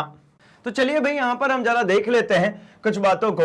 जैसे यहां पर गिवन है G इक्वल्स टू, क्या गिवन है भैया, G equals to 4 pi square L upon T square, is it. अब क्या है बारी इसमें, तो हमें पता है जो कांस्टेंट टर्म्स होते हैं वो हमारे जो भी प्रतिशत त्रुटि निकलती है उसके अंदर पार्टिसिपेट नहीं करते। क्या क्या कांस्टेंट होगा, तो जैसे ये हमारे पास सरल लोलक जो दिख रहा है, ये तो हमें बॉब दिख रही है, और ये क्या दिख रही है, ये लंबाई, ये क्या है, ये थ्रेड की लंबाई। ये जो लंबाई है थ्रेड की, जो धागे की लंबाई है, ये अगर मैं कहूं तो ये क्या बदलने वाली है, क्या चेंज होगी क्या, तो आप कहेंगे नहीं भाई लंबाई में कोई एरर नहीं आएगा, कुछ भी चेंजेस नहीं आएगा। जो आएगा क्या आएगा, इसके समय अंतराल में आएगा, और जो G है इसके अंतर्गत, ठीक है। तो लंबाई भी कैसी हो जाएगी भाई, तो लंबाई को भी हम कह लेते हैं ये भी हो गई मेरी कांस्टेंट। अब क्या हुआ, ये बॉब इस B पोजीशन से मान लीजिए सबसे पहले चलना शुरू किया, B से कहां तक आया भाई, तो B से C तक आया, और वापस ध्यान से B से C तक आया, और वापस B तक आने में जो समय लेता है उसी को हम कहते हैं इसका क्या, आवर्त काल। आवर्त काल का मतलब, जो आवर्त काल है यहां पर, इसका मतलब क्या है भाई, तो एक पूर्ण चक्कर में लगने वाला समय, एक पूर्ण चक्कर में लगने वाला समय। अब भैया क्या कर दूं मैं यहां पे, तो यहां पर अगर यहां पर देखेंगे तो ये हो जाएगा हमारा, एक सेकंड भाई इसको लिख ही लेते हैं नीचे, लगने वाला समय क्या हो जाएगा भाई, तो एक पूर्ण चक्कर में हमारा जो लगने वाला समय है वो हो जाएगा कितना, अगर यहां पर देखी जाए तो दिया कितना था, 10 दोलन और 20 सेकंड में मापा गया। 10 दोलन कितने में, 20 सेकंड में। तो समय इक्वल्स टू क्या हो जाएगा भाई, तो जितना भी है ना 20 सेकंड में कितना हो गया भाई, तो 10 दोलन। 10 दोलन हमें क्या निकालना है, एक दोलन में कंप्लीटली कितना लग रहा है, एक पूर्ण चक्कर का अल्टीमेटली मतलब क्या, दोलन। एक बार यहां से गया और वापस आया, इसको कैंसिल करेंगे तो हमें क्या मिल जाएगा भाई, तो हमें मिल जाएगा 2, ठीक है ना। कितने का समय लग जाएगा मुझे टाइम जो मिल जाएगा वो कितना हो जाएगा, 2 सेकेंड प्रति दोलन, अर्थात एक दोलन कंप्लीट करने में 2 सेकंड का समय लग रहा है, यानी बी से आने और वापस बी पर जाने में 2 सेकंड का समय लग रहा है। अच्छा भाई अब जरा और कुछ बात करें, तो यहां पर मैं कुछ वैल्यूज लिखते चलूं, तो देखिए यहां पर मुझे टी की वैल्यू मिल गई कितनी, 2 सेकंड, और मुझे यहां पर इसका अल्पतम मान है ना, अल्पतम जो माप है मतलब अल्पतमांक जो है that is del T given है कितना, 0.1 सेकंड। हो गई क्या बात, तो भाई देखिए जी के लिए मुझे प्रतिशत त्रुटि लिखना होगा, तो क्या होता है formula, del ji upon G into 100% which is equals to, constant को छोड़ दीजिए, ये कांस्टेंट है, ये कांस्टेंट, ये कांस्टेंट, ये छोड़ दीजिए, बचा क्या, टी स्क्वायर।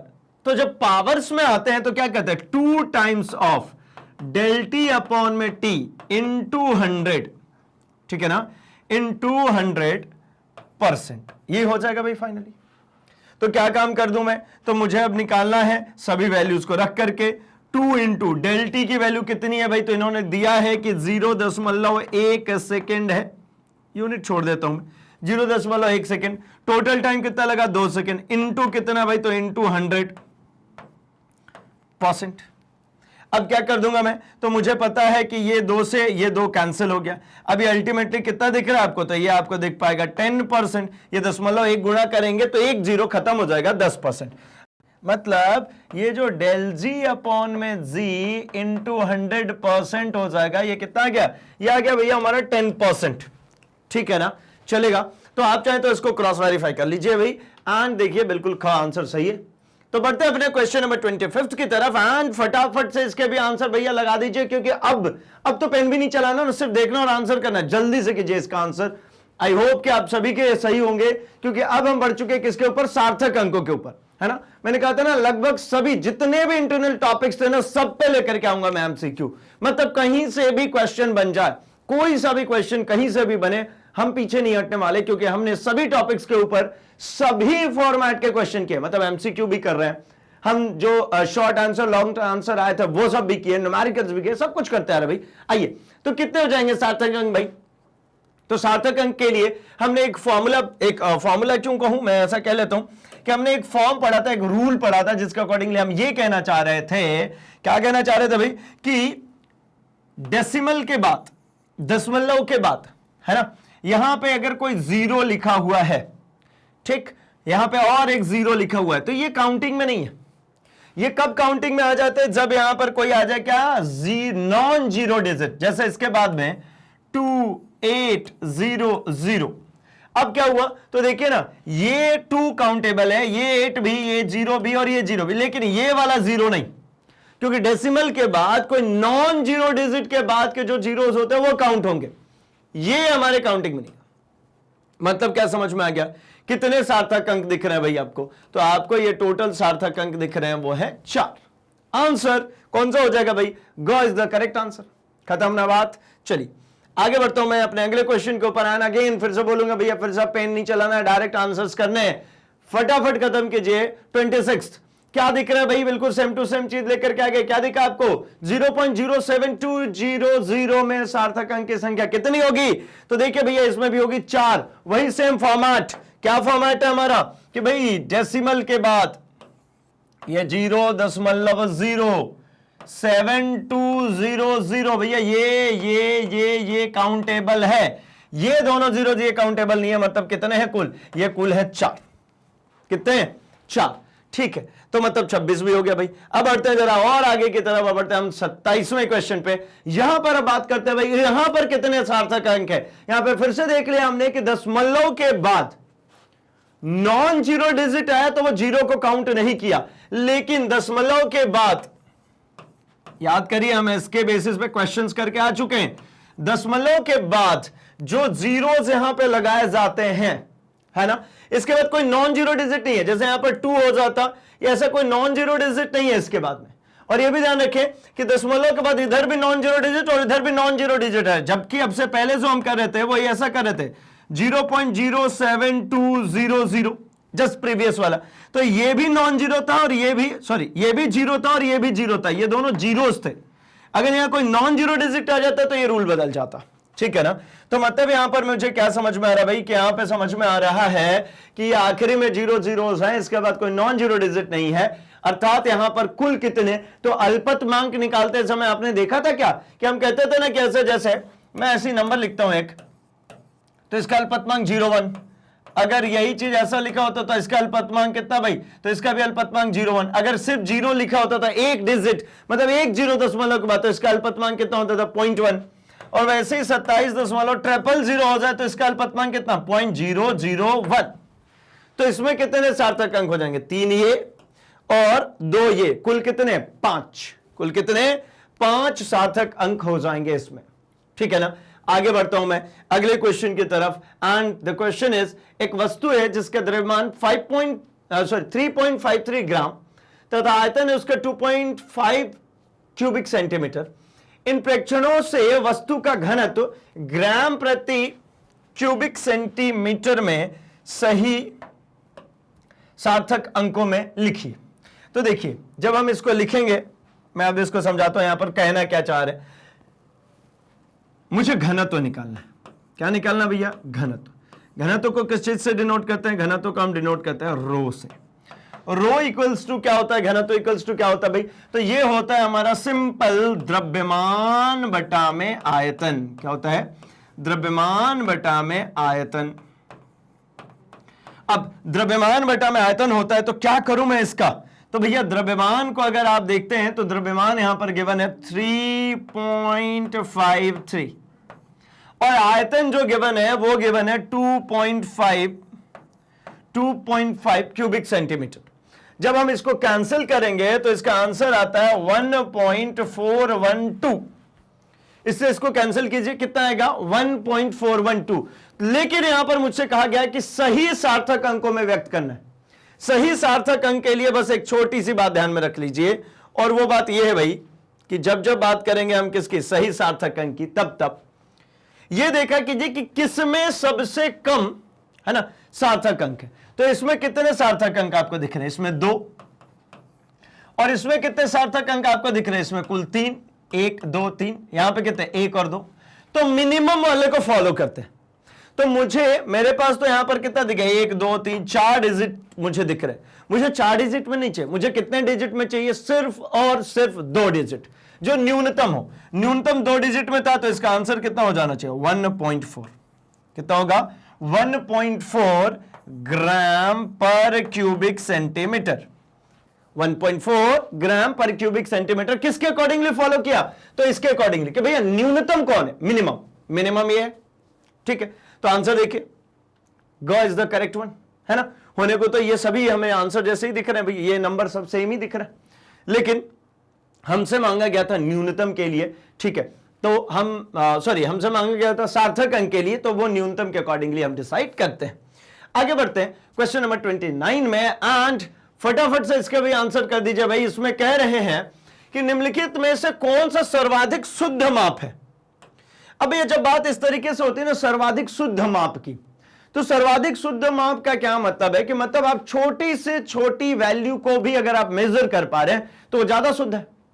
अब ऐसा आपको ढूंढना है कि कौन ऐसा है जिसमें क्या है भाई, छोटे से छोटे नंबर्स को मेजर किया जा सकता है, मतलब जिसका अल्पतमांक, ठीक है ना, जिसका अल्पतमांक न्यूनतम होता चला जाए उस यूनिट में, वही होगा हमारा क्या? सबसे शुद्ध माप। तो देखिए ये है किलो। अच्छा एक और बात बताता हूं, दशमलव के बाद 30 तो मतलब वो अल्पतमांक के लिए जब मैं बात करूंगा तो पॉइंट, इन सभी में जब मैं बात करूंगा तो कितना अल्पतमांक?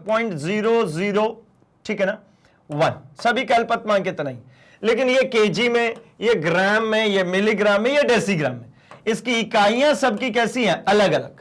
इन सभी की इकाइयां कैसी है? अलग अलग। तो जब सबकी इकाइयां अलग अलग है तो अब कौन निर्धारण करता बचा भाई? तो निर्धारण करता वो बच्चा कि सबसे छोटी इकाई कौन है? किलोग्राम है क्या, ग्राम है, मिलीग्राम है, डेसीग्राम है, कौन है? तो हमें पता लगा कि भैया ये सबसे छोटी जो इकाई है वो क्या होती है? मिलीग्राम। सबसे छोटी इकाई मिलीग्राम। तो सबसे शुद्ध माप कौन सी कहलाएगी? 2.000 मिलीग्राम। चलेगा चलेगा चलेगा भाई। चलिए आगे बढ़ते हैं हम 30th क्वेश्चन के ऊपर। तो इसका भी आंसर कर सकते हैं, बहुत ज्यादा समय नहीं लगना, फटाफट से इसको कैलकुलेट कीजिए। एक छोटा सा कैलकुलेशन है एंड आप फाइनल रिजल्ट पे आ जाएंगे। क्या कह रहे हैं यहां पे? एक वृत्त का व्यास 2.486 मीटर है। वृत्त का जो क्षेत्रफल है उचित सार्थक अंकों में हमको लिखनी है। क्या करना है भाई? उचित सार्थक अंकों में हमको लिखना है इस वृत्त का क्षेत्रफल। कैसे लिखेंगे? तो देखिए हमें गिवन है व्यास। हमें क्या गिवन है भैया? हमको गिवन है यहां पर व्यास। ठीक, तो देखिए व्यास बराबर क्या होता है भाई? ट्वाइस ऑफ त्रिज्या। तो त्रिज्या बराबर क्या हो जाएगा? व्यास बटा में 2, है ना। व्यास बटा में 2। अब कुछ लोग डायरेक्टली भी कर सकते भाई, है ना, उसके फॉर्म में भी हमको फॉर्मूला आता है। तो भाई ये r इक्वल्स टू हो गया d/2। d की वैल्यू कितनी दे रखी है भाई, तो ये दे रखी है 2.486। ध्यान रखिएगा भैया डेसिमल के बाद डिजिट्स, इसमें कुल सार्थक अंक अपॉन में 2 कैंसिल कीजिए, कितना आएगा 1.243, मतलब रेडियस इज 1.243। अब क्या करना है हमको, तो हमें निकालना है यहां पर वृत्त का क्षेत्रफल। तो वृत्त का क्षेत्रफल कितना होता है भाई, वृत्त का क्षेत्रफल आपको ज्ञात होगा भैया, ये होता है पाई आर स्क्वायर। क्या है पाई मतलब 22/7, आर स्क्वायर का मतलब क्या, तो 1.243 इंटू 1.243। इन दोनों को अगर आप कैंसिल करते हैं तो हमको देखने को मिल जाता है, हमें यहां पर देखने को मिल जाएगा 4.8539। क्या मिल जाएगा 4.8359। इसको जब आप कैलकुलेट करेंगे यही नंबर मिलने वाला। लेकिन हमको कहा जा रहा है कि उचित सार्थक अंकों में लिखे, तो उचित सार्थक अंक की जब हम बात करते हैं तो कितने डिजिट्स भाई, तो आपको दिख रहा है ना 1 2 3 4, कितने सार्थक अंक है इसमें 4, तो ये भी 4 ही सार्थक अंक में होना चाहिए। तो इसका 4 सार्थक अंक यूज करते हैं जरा। तो देखिए 4 सार्थक अंकों में मुझे इसको लिखना है, ठीक, तो ये है 4.8539। यहां पे छोटा सा कॉन्सेप्ट आपको सिखाना है, क्योंकि मैंने बोला था ना हर कॉन्सेप्ट पे क्वेश्चंस। तो देखिए 4.85, और मुझे सिर्फ और सिर्फ क्या करना है भाई, ये 3 लेना है, इस 9 को मुझे क्या करना है, इस 9 को करना है एलिमिनेट। इसको क्या करना है भाई, एलिमिनेट, इसको हटाना है, ठीक है। इसको क्या करना है, इसको करना है विलोपित, ऐसा कह सकते हैं। इसको क्या करेंगे भैया, विलोपित करेंगे, इसको हटाएंगे। तो जब 9 को विलोपित करेंगे तो विलोपन का एक तरीका था, राउंडिंग ऑफ का एक तरीका था, और राउंडिंग ऑफ का तरीका क्या कहता है भाई कि 9 जो है ये 5 से बड़ा है, 9 जो है ये 5 से बड़ा है। तो इसके पूर्व में, इसके पूर्व में, पूर्व अंक में क्या करते हैं, 1 जोड़ते हैं। तो भैया जोड़ दीजिए 4.854, ये 3 बिकम्स हाउ मच, ये 1 प्लस हो गया, ये हो गया 4, मतलब 4.854। क्या ऑप्शन में दिख रहा है क्या भाई, ये दिख रहा है ना, स्क्वायर मीटर। ये सब कुछ किस में चल रहा है भाई, स्क्वायर मीटर। ये आंसर किस में चल रहा है, स्क्वायर मीटर। आंसर करेक्ट कर लेते हैं, बिल्कुल D is the correct one, चलेगा। चलिए और आगे बढ़ते हैं हम जरा 31st क्वेश्चन के ऊपर, और इसमें कह रहे भाई 0.06900 में सार्थक अंकों की संख्या कितनी। आप तो खत्म हो गई ना बात भाई, अब तो फटाफट से आप आंसर कर देंगे, कितने 4 है ना, ये 6900, सिर्फ यही, उसके पहले वाले नहीं। आइए आगे बढ़ता हूं मैं 30 सेकंड में। 30 सेकंड का आंसर करें भाई, यहां पर गिवन है 436.32, 227.2 एवं 0.301 संख्याओं के योग उपयुक्त सार्थक अंकों में होंगे कितने। तो देखिए यहां पर जब हम इसको ये तीनों को जब हम जोड़ रहे होंगे, तो जोड़ने के बाद में आपको सिंपली ऐड करना है भाई। और आपको कैसे नंबर्स लगाना है, तो देखिए आंसर भाई, ये सबको अगर आप ऐड करेंगे तो ये हमको लिखना होगा किसमें, तो न्यूनतम सार्थक अंकों के बराबर। कैसा, न्यूनतम सार्थक अंकों के बराबर। और हमेशा सार्थक अंक लिखने के लिए किधर से लिखा जाता है, लेफ्ट हैंड साइड से। न्यूनतम सार्थक अंक कितने हैं, तो ये देखिए न्यूनतम सार्थक अंक 3। इसको जोड़ेंगे कंप्लीटली अगर आप, तो ये नंबर आपको देखने को मिलेगा कितना, आप इसको ऐसा जोड़ दीजिए 436.32, आप इसको भी जोड़िए कैसा भाई 227.2 है ना, और 0.301 ऐसे जोड़ते हैं ना भाई, ठीक है। तो ये कितना हो जाएगा 1 2 3 3 6 2 8 पॉइंट, इसको जोड़ दीजिए हो जाएगा ये 366 है ना, 663.821, ये होगा इसका फाइनल आंसर। बट मुझे क्या करना है, मुझे करना पड़ेगा इसको राउंडिंग ऑफ।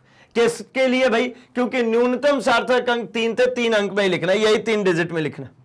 तो यहां पर जो प्रीसीडिंग टर्म में 8 दिख रही है, एक नंबर ऐड हो जाएगा उसके अंदर, एंड वो बच जाएगा, ये कितना बन जाएगा, आप ये इसका राउंड ऑफ करेंगे तो ये हो जाएगा 664। क्या हो जाएगा 664 इज द ख। Now next 33 question, 33rd question की हम बात करते हैं।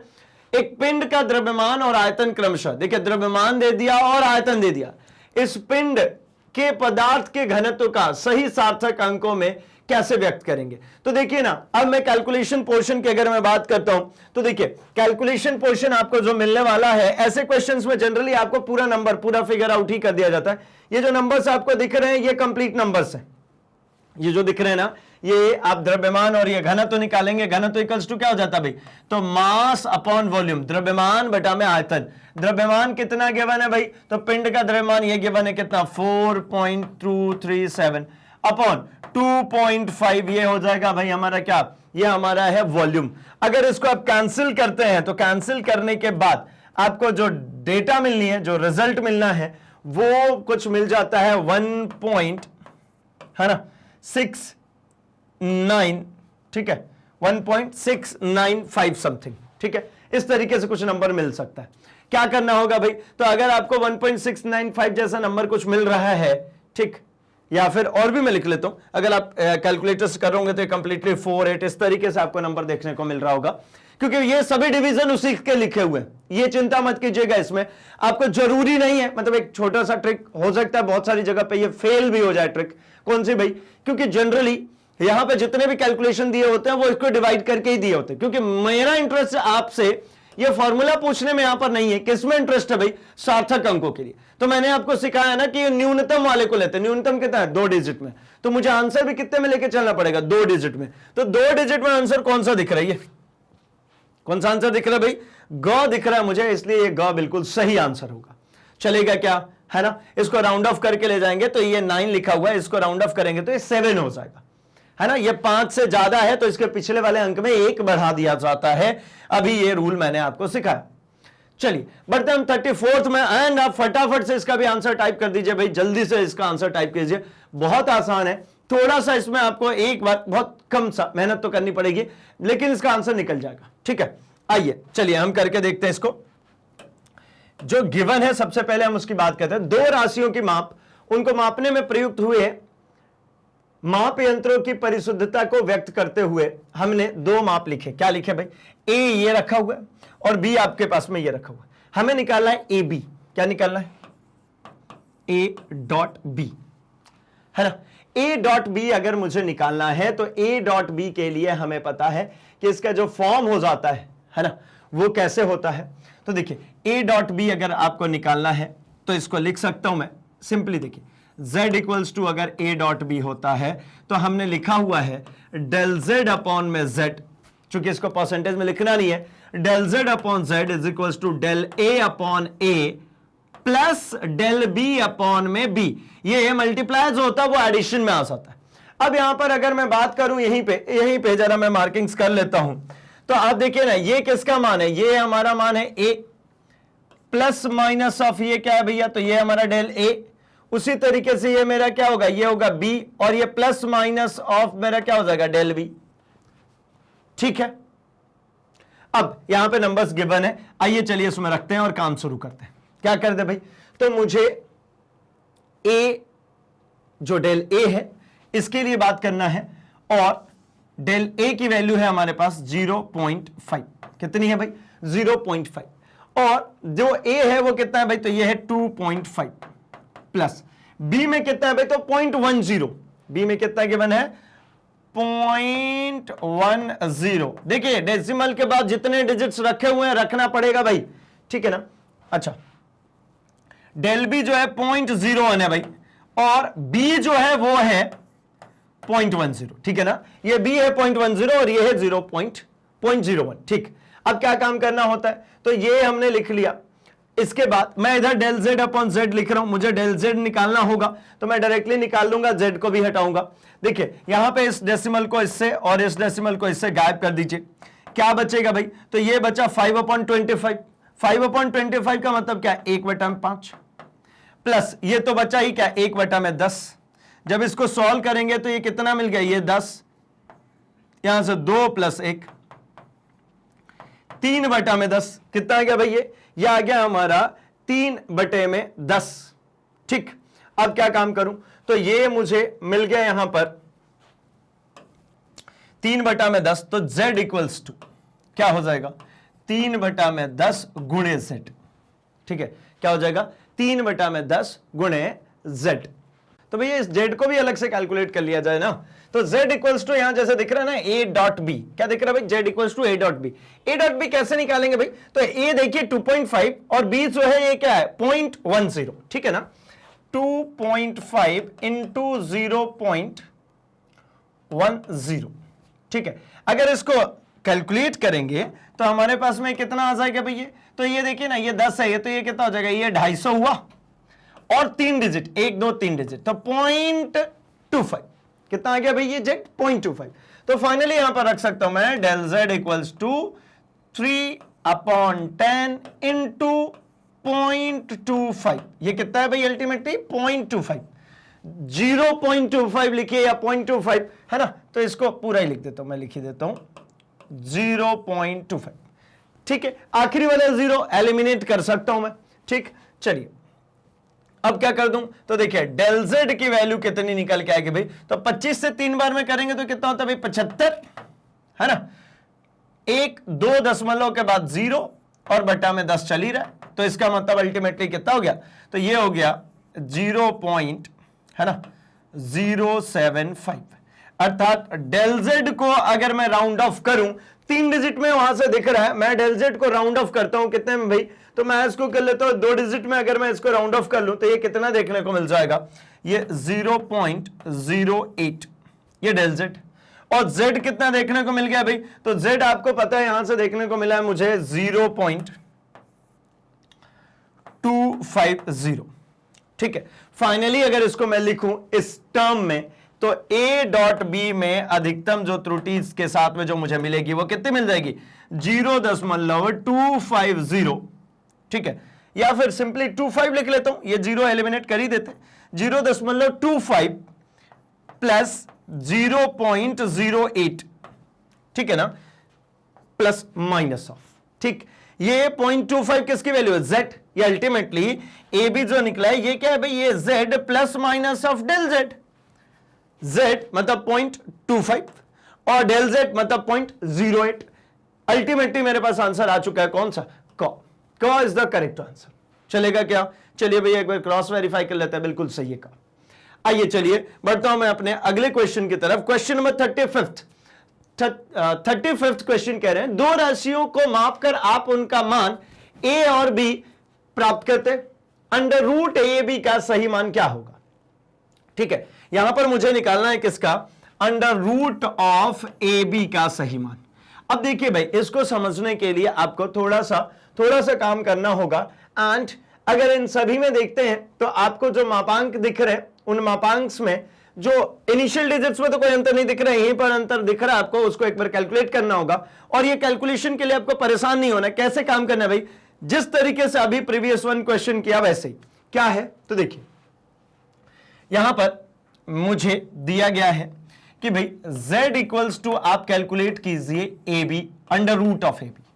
अल्टीमेटली मैं अगर चाहूं तो इसको दो तरीका है लिखने का, या तो मैं सिंपली इसको क्या लिख सकता हूं, मैं लिख सकता हूं कि भाई A B raised to the power 1/2, ठीक है। या फिर मैं क्या कर दूं, तो मैं इसी चीज को ऐसा भी लिख सकता हूं, देखिए दोनों तरीके, अगर दोनों तरफ में मैंने अगर इस रूट को हटा दिया तो Z square is equals to हो जाएगा ए बी। तो यहां से सिंपली लिख लेता हूं मैं डेल जेड अपॉन में जेड, ठीक है, twice of del Z upon Z is equals to A B is the del A upon में A plus del B upon में बी। अब यहां से डेल जेड अपॉन में जेड मुझे अगर कैलकुलेट करना है तो 1/2 times of del A upon A plus del B upon में बी, यही देखने को मिलेगा ना भाई। और ये करेंगे तो भी तो वही मिलेगा, z equals to how much 1/2 तो पहले ही बाहर हो गया, क्या बनेगा डेल ए अपॉन में A plus del B upon में बी। क्या कोई अंतर है इन दोनों में, आप बोलेंगे बिल्कुल नहीं भाई, दोनों तो सेम ही दिख रहा। तो मतलब कोई फर्क नहीं पड़ता, आपके दिमाग में जैसा पहले क्लिक हो जाए उसके अकॉर्डिंगली इस क्वेश्चन को सॉल्व कर दीजिए। बस अब बात क्या करनी है, तो बात ये करनी है भाई कि अब मुझे इसके लिए पूरी वैल्यूज कैलकुलेट करना है, क्योंकि मेरे पास जो गिवन है वो मैं यहीं पर लिख देता हूं, ये है मेरे पास, sorry, a plus minus of del a, यहां पर मुझे गिवन है ये b plus minus of del b। अब इनकी वैल्यूज को यहां पर रखना है जो हमने यहां पर निकाला है। क्या भाई, तो इधर साइड में डेल z अपॉन में z is equal to 1/2 del a upon a plus del b upon में b।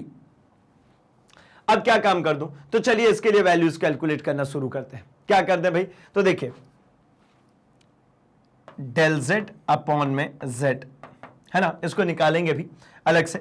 1/2 डेल a का मान कितना है भाई, तो 0.2 0.2 अपॉन डेल a का मान कितना है, तो 1.0 प्लस डेल b का मान कितना है, डेल b है 0.2, कितना है 0.2, और b का जो मान है ये कितना है भाई, तो ये है मेरे पास 2.0। ठीक है, ये डेसिमल्स को उड़ाइए, ये डेसिमल खत्म, ये डेसिमल से ये डेसिमल खत्म, अल्टीमेटली कितना बचा भाई, तो ये बच गया 1/2 टाइम्स ऑफ 2/10। ठीक है ना, ये 2/10, 2/10 का मतलब कितना 1/5 प्लस यहां से 2/10 2/20 सॉरी, तो 1/10।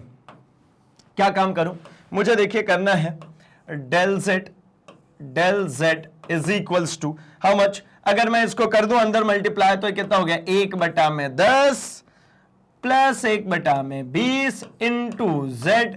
अब z की वैल्यू मैं लिखूंगा है ना, देखिए 1/10 और 20, अगर इन दोनों का एलसीएम ले लेता हूं 20 लेता हूं तो ये कितना हो जाएगा 2 + 1 इंटू z, मतलब 3/20 टाइम्स ऑफ z। अब मुझे क्या निकाला z, तो z के लिए मैं इधर लिख लेता हूं। ठीक है, z equals to under root of A B है, z equals to under root of A B.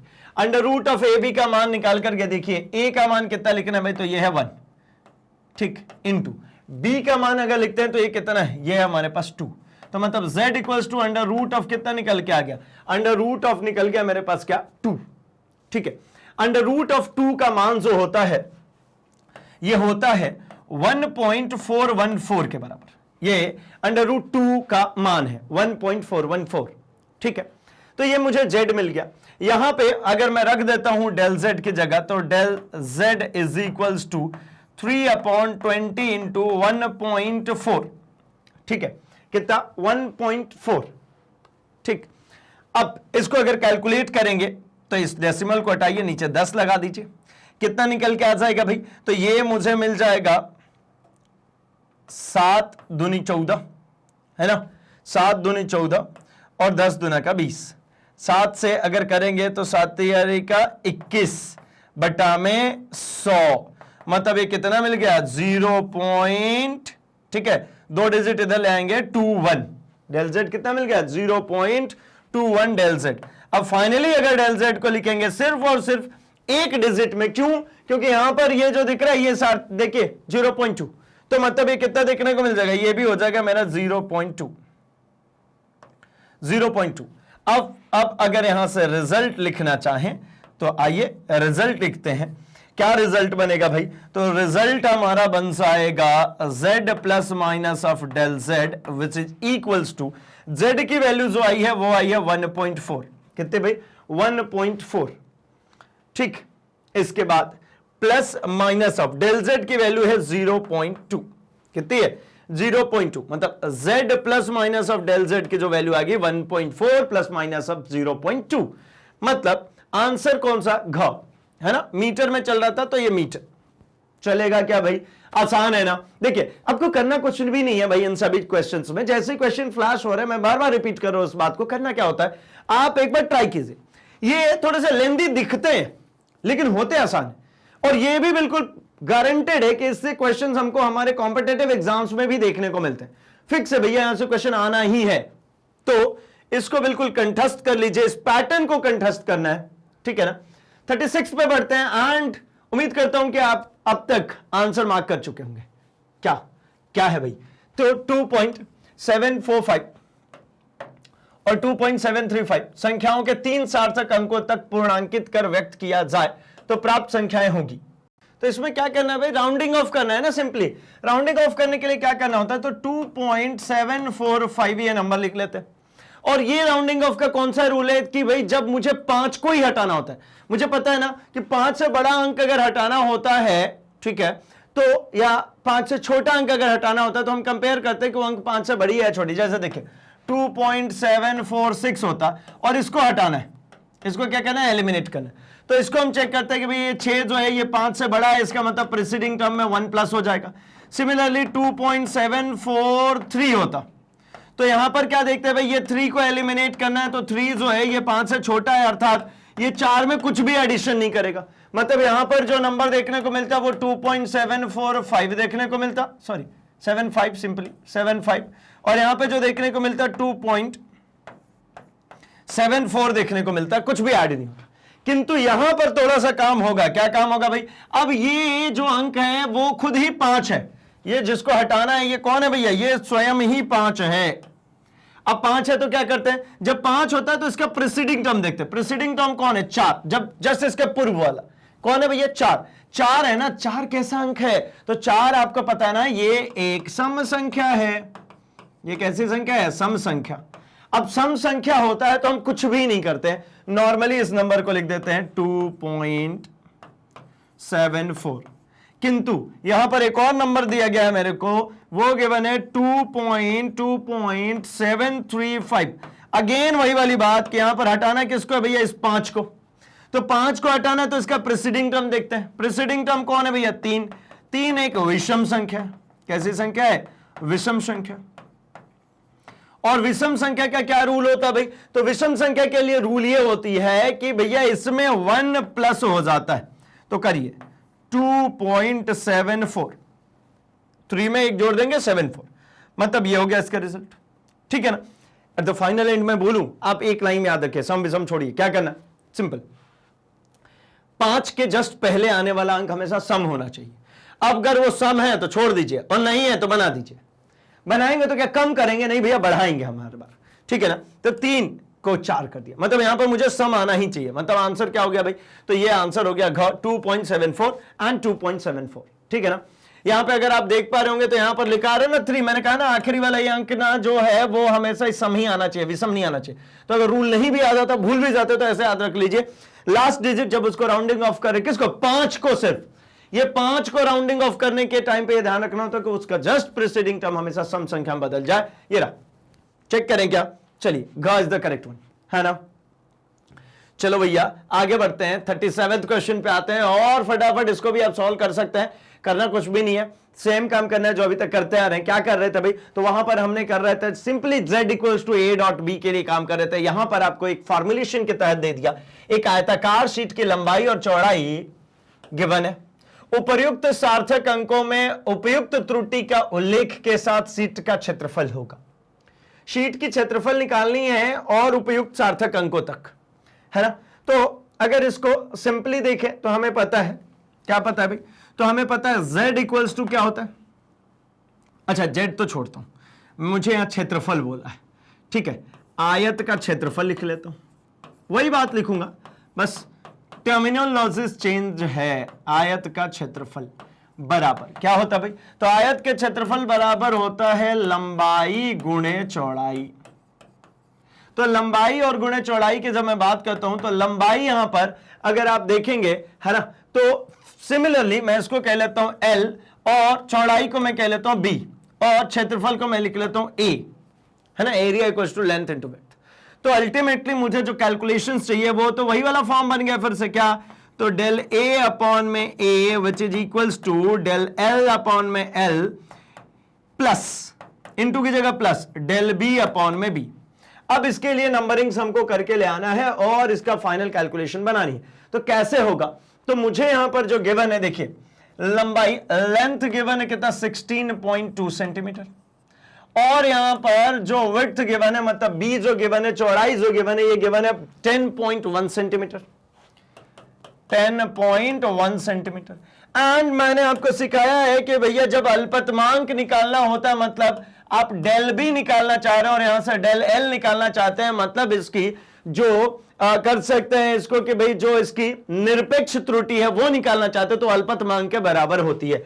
और अल्पतमांक कैसे काउंट करेंगे, ये देखिए डेसिमल के बाद कितने डिजिट में चल रहा है, 1 ना, तो बस खत्म, कितना, 0.1, अच्छा 0.1 लिख लेता हूं, 0.1, इसका भी जो लिस्ट काउंट है वो कितना है 0.1, अर्थात ये डेसिमल के बाद में एक डिजिट तक में ही कैलकुलेशंस दे पाएगा, तो इसलिए 0.1। अच्छा, del A upon a equal to del L upon में l plus del B upon b. अब तो बनेगा ना, मुझे क्या चाहिए, मुझे निकालने को कहा जा रहा है यहां पर, तो मैं ए तो डायरेक्टली निकाल लूंगा, है ना, del A upon A is equals to, मैं लिखता हूं del L upon L. Del L मतलब क्या, तो डेल एल का मतलब है भाई 0.1 अपॉन एल का मतलब कितना हो जाएगा भाई, तो एल का मतलब वहां पर गिवन है कितना 16.2, ये हो गया 16.2 प्लस डेल बी का मतलब कितना है, तो डेल बी का मतलब 0.1 और बी का मतलब कितना है, तो ये गिवन है 10.1।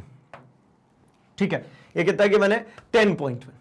ठीक, तो अब क्या काम करेंगे, फिर से वही काम है भाई हमारे पास, क्या डेसिमल से इस डेसिमल को हटाइए या डेसिमल से डेसिमल को हटाइए, आपको यहां से देखने को मिल जाएगा डेल ए अपॉन में a which is equals to 1 upon 162 plus 1 upon 101।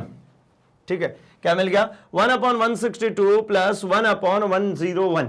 ठीक है, अब क्या काम कर दूं, अब मुझे निकालने को है यहां पर क्या, तो मुझे अब निकालना है सिंपली डेल ए और ए, तभी तो लिख पाऊंगा मैं इस टर्म में। तो यहां से डेल ए मैं अगर निकालता हूं तो डेल ए हो जाएगा कितना 162 प्लस 1 अपॉन 101 इंटू ए। अब ए की वैल्यू अगर मुझे निकालनी है सिंपली, तो ए इक्वल्स टू, मतलब नॉर्मली एरिया इक्वल्स टू अगर यहां पर लिख लूं तो देखिए लेंथ इंटू विड्थ मुझे गिवन है कितना, लेंथ है 16.2 इंटू 10.1। ठीक है ना, 162 इंटू 10.1। इनका हम क्या कर ले भाई, इनका हम निकालते हैं प्रोडक्ट, कितना आ जाएगा भाई, ये सिंपली आ जाएगा 163, ठीक है ना, 0.62। ठीक है, 163.62 आ जाएगा इसका प्रोडक्ट। किसका आ गया भाई, ये जो है आयत का क्षेत्रफल आ गया नॉर्मली, मतलब ये आ गया हमारा ए की वैल्यू।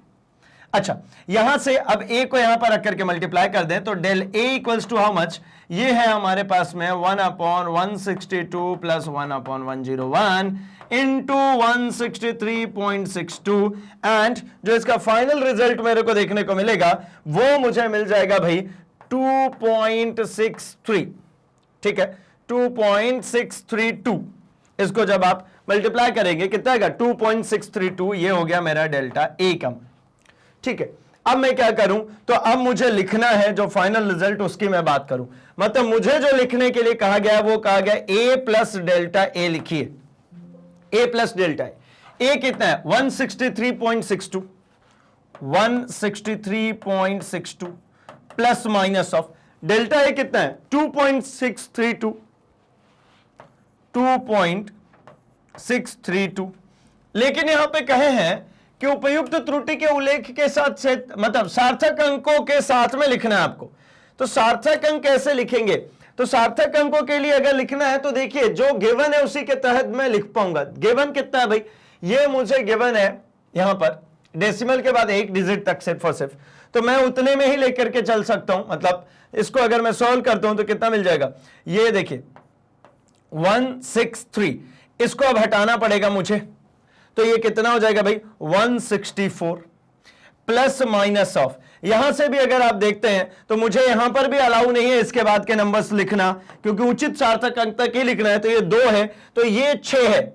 6 होने का मतलब क्या कहता हूं मैं कि ये 5 से ज्यादा है जिसको राउंड ऑफ कर रहे हैं। भैया ये मिटो नहीं, 6 कौन है भैया, ये 5 से ज्यादा ना, इसको राउंड ऑफ करना है, तो ये अपने प्रीसीडिंग टर्म में +1 कर देता है, ये अपने प्रीसीडिंग टर्म में +1, तो ये कितना हो जाएगा 3, मतलब 164 plus minus of 3 square centimetre इसका फाइनल आंसर हो जाना चाहिए। और ये क ऑप्शन है, देखिए बिल्कुल सही है। ठीक है ना, क ऑप्शन बिल्कुल सही है और हमारा मिल भी गया भैया। देखिए चेक कर लेते, क्रॉस चेक कर लेते, क इज द करेक्ट वन। चलेगा क्या, तो देखिए अल्टीमेटली मैं बात करूं तो लगभग सभी तरीके के जो क्वेश्चंस किसके बेसिस पे भाई, सार्थक अंकों के बेसिस पे अगर हम बात करते हैं, हम बात करते हैं एरर्स में, मतलब कॉम्बिनेशन ऑफ एरर में, एरर्स यानी त्रुटियों के संयोजन में, मतलब z equals to A B, है ना, z equals to A upon B, z equals to A to the power n। ठीक है, या z इक्वल्स टू जो हमने देखा भाई कि एक फॉर्म हमने देखा y equals to A square B cube upon में c टू द पावर 4। ऐसे कुछ भी क्वेश्चंस जितने भी हमने पढ़े थे उन सभी पे हमने एमसीक्यूज देखे और सभी पर अवेलेबल क्वेश्चंस को हमने सॉल्व किया। अब थोड़े बहुत और क्वेश्चंस कर लेते हैं इसमें। एंड अब डिस्कस कर लेते जरा कि भाई मिसलेनियस है ना, 2-3 क्वेश्चंस और हैं हमारे पास इसमें, इस सेगमेंट से, जिसमें मिसलेनियस क्वेश्चंस को कर रहे हैं। एंड फर्दर हम क्या डिस्कस करेंगे भाई, फर्दर और सीरीज, अभी इसके और सीरीज भी आपको मिलेंगे जहां पर हम डिस्कस करेंगे क्या भाई, तो हमारे डायमेंशनल फॉर्मूला एक पोर्शन अभी हमने वहां पर अभी रखा हुआ भाई, डायमेंशनल फॉर्मूला कहीं भी यूज नहीं किया अभी इसमें हमने, ठीक है ना, क्योंकि मैं पैटर्न वाइज क्वेश्चंस करा रहा हूं, प्रैक्टिस चाहिए ना, प्रैक्टिस इसी तरीके से हो पाएगी। एंड फिर हम मिसलेनियस भी लेकर के आएंगे। आइए, निम्नलिखित में से कौन सा मान सर्वाधिक परिशुद्ध है, तो मैंने क्या कहा, सर्वाधिक परिशुद्ध का मतलब क्या होता है भाई, कि सबसे छोटी स्केल पे जाकर के जो मेजरमेंट हो रही है वो ज्यादा शुद्ध मान कहलाती है। तो ये एमएम वाली, मिलीमीटर वाली 5.00 मिलीमीटर, ये सेंटीमीटर है, मीटर है, किलोमीटर, सबसे छोटा स्केल कौन है, मिलीमीटर, सबसे छोटा मिलीमीटर यानी 5.00, ठीक है। क्योंकि देखिए ना, यहां पर लीस्ट काउंट की भी अगर आप बात करते हैं तो लीस्ट काउंट के लिए देखिए 2 डिजिट 2 डिजिट 2 डिजिट 2 डिजिट, सभी में 2-2 डिजिट, मतलब डेसिमल के बाद 2-2 डिजिट की ही वैल्यूएशंस करनी थी। तो फाइनली मुझे समझ में आता है कि भाई ये कितना हो जाएगा, 5.00 millimetre is the correct one. Now moving to question number 39 and फटाफट से इसके भी आंसर टिक कीजिए भाई। क्या है ये, किसी पिंड की औसत लंबाई 5 सेंटीमीटर है, निम्नलिखित में कौन सा माप सर्वाधिक यथार्थ है, कौन सी वैल्यू जो यहां पर देखिए 5 सेंटीमीटर को समझाने के लिए, 5 सेंटीमीटर को लिखने के लिए कौन सी मान, देखिए अपने को पता है कि भाई परिशुद्ध मान आता है जो कि नियरर टू ट्रू वैल्यू होता है, मतलब मेरा जो शुद्ध मान है उसके पास में कौन है, सबसे समीप कौन है, क्या 4.9 सबसे समीप है, 4.805 समीप है, या 5.25 समीप है, या फिर 5.4। तो देखिए ना, इसके सबसे समीप तो जो मेरे को लग रहा वो लग रहा भैया का 4.9। 4.9 कैसे, आप इसको सिंगल डिजिट में लिखने की कोशिश कीजिए, तो ये कैसे लिखेंगे आप, तो आप कहेंगे भैया ये 9 है, इसको मुझे करना है राउंड ऑफ, तो 9 इज ग्रेटर देन 5, तो मतलब इसके प्रीसीडिंग में एक जुड़ जाएगा, तो ये हो जाएगा ना 5, है ना, उसके प्रीवियस वाले में, उसके पूर्व के टर्म में एक ऐड हो जाएगा, तो भैया वो कितना हो जाएगा 5। तो 5 के लिए तो पूछ रहा था सबसे यथार्थ कौन सा है, क। अब आते भैया हमारे सेशन के लास्ट क्वेश्चन पे, एंड दिस इज निम्नलिखित अनुपातों में किन से दाब व्यक्त होता है, दाब को व्यक्त करने का कौन सा अनुपात है भाई, ठीक है। यहां पर बल बटा क्षेत्रफल से दाब होता है, ऊर्जा बटा आयतन, ऊर्जा बटा क्षेत्रफल, बल बटा में आयतन। तो भाई मुझे तो यही एक सही साठ दिख रहा है, क्या कि भाई दाब बराबर क्या होता है, बल बटा में क्षेत्रफल। अच्छा, कैसे पता लगा, तो और भी कुछ चीजें हैं, जैसे इसकी यूनिट क्या होती है, तो न्यूटन पर मीटर स्क्वायर, न्यूटन पर स्क्वायर मीटर, या फिर इसी चीज की यूनिट क्या होती है भाई, इसकी यूनिट होती है पास्कल, इसकी यूनिट क्या होती है पास्कल, ठीक है। जैसे याद रह जाए आपको, दाब की यूनिट, दाब के फॉर्मूला जैसे आपको याद करना है, मतलब क इज द करेक्ट वन, ठीक है। तो इस सेशन को यहीं पर रोकते हैं भाई, हम अगले सेशन में और भी कुछ बात करने वाले हैं, मतलब मैंने जैसा कि कहा कि इस चैप्टर से रिलेटेड अभी बहुत सारे पोर्शंस बचे हुए हैं, उन पोर्शंस के भी क्वेश्चंस आगे आने वाले सेक्शन में, आगे आने वाले सेगमेंट्स में हम कवर करने वाले हैं।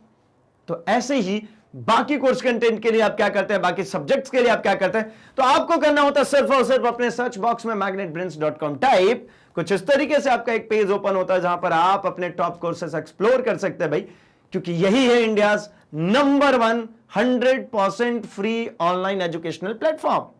क्या क्या मिलता है, तो यहां पर मिल जाता है आपको CBSE kindergarten to 12th, CUET की प्रिपरेशन कर सकते हैं, सीबीएसई हिंदी मीडियम, ठीक है, सीबीएसई इंग्लिश मीडियम, अर्थात ये एनसीईआरटी बेस्ड है, ठीक है। सीबीएसई से बिल्कुल नहीं घबराना, अगर आप किसी भी स्टेट बोर्ड के हो आप यहां से अपनी पढ़ाई जारी रख सकते हैं, क्योंकि ये सब कुछ पूरे स्टेट बोर्ड के अकॉर्डिंगली भी अरेंज्ड है।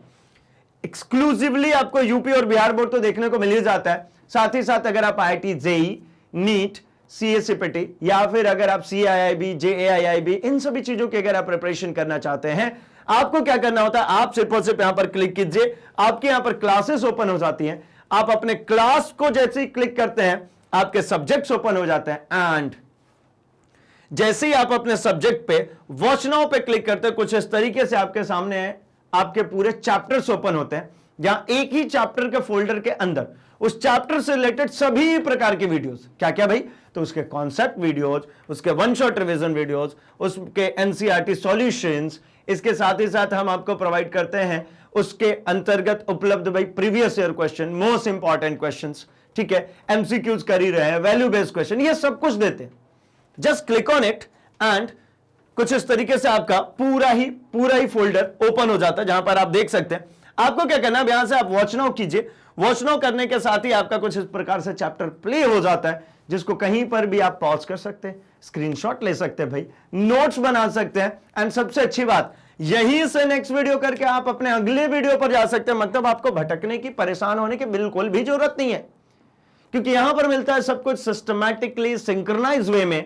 तो अभी के लिए क्या करेंगे, तो अभी के लिए आप मैग्नेट ब्रेन्स हिंदी को लाइक कर दीजिए, इस वीडियो को लाइक कर दीजिए, चैनल को सब्सक्राइब कर लीजिए एंड इससे अपने दोस्तों में भी शेयर कर दीजिए भाई, क्योंकि उनको भी तो बताना है कि मैग्नेट ब्रेन्स हिंदी लेकर के आता है free online education, quality content के साथ में और 100% फ्री। तो बने रहिए हमारे साथ, हम मिल रहे हैं अपने अगले सेशन में और सारे क्वेश्चंस के साथ। तब तक के लिए थैंक्स फॉर वॉचिंग।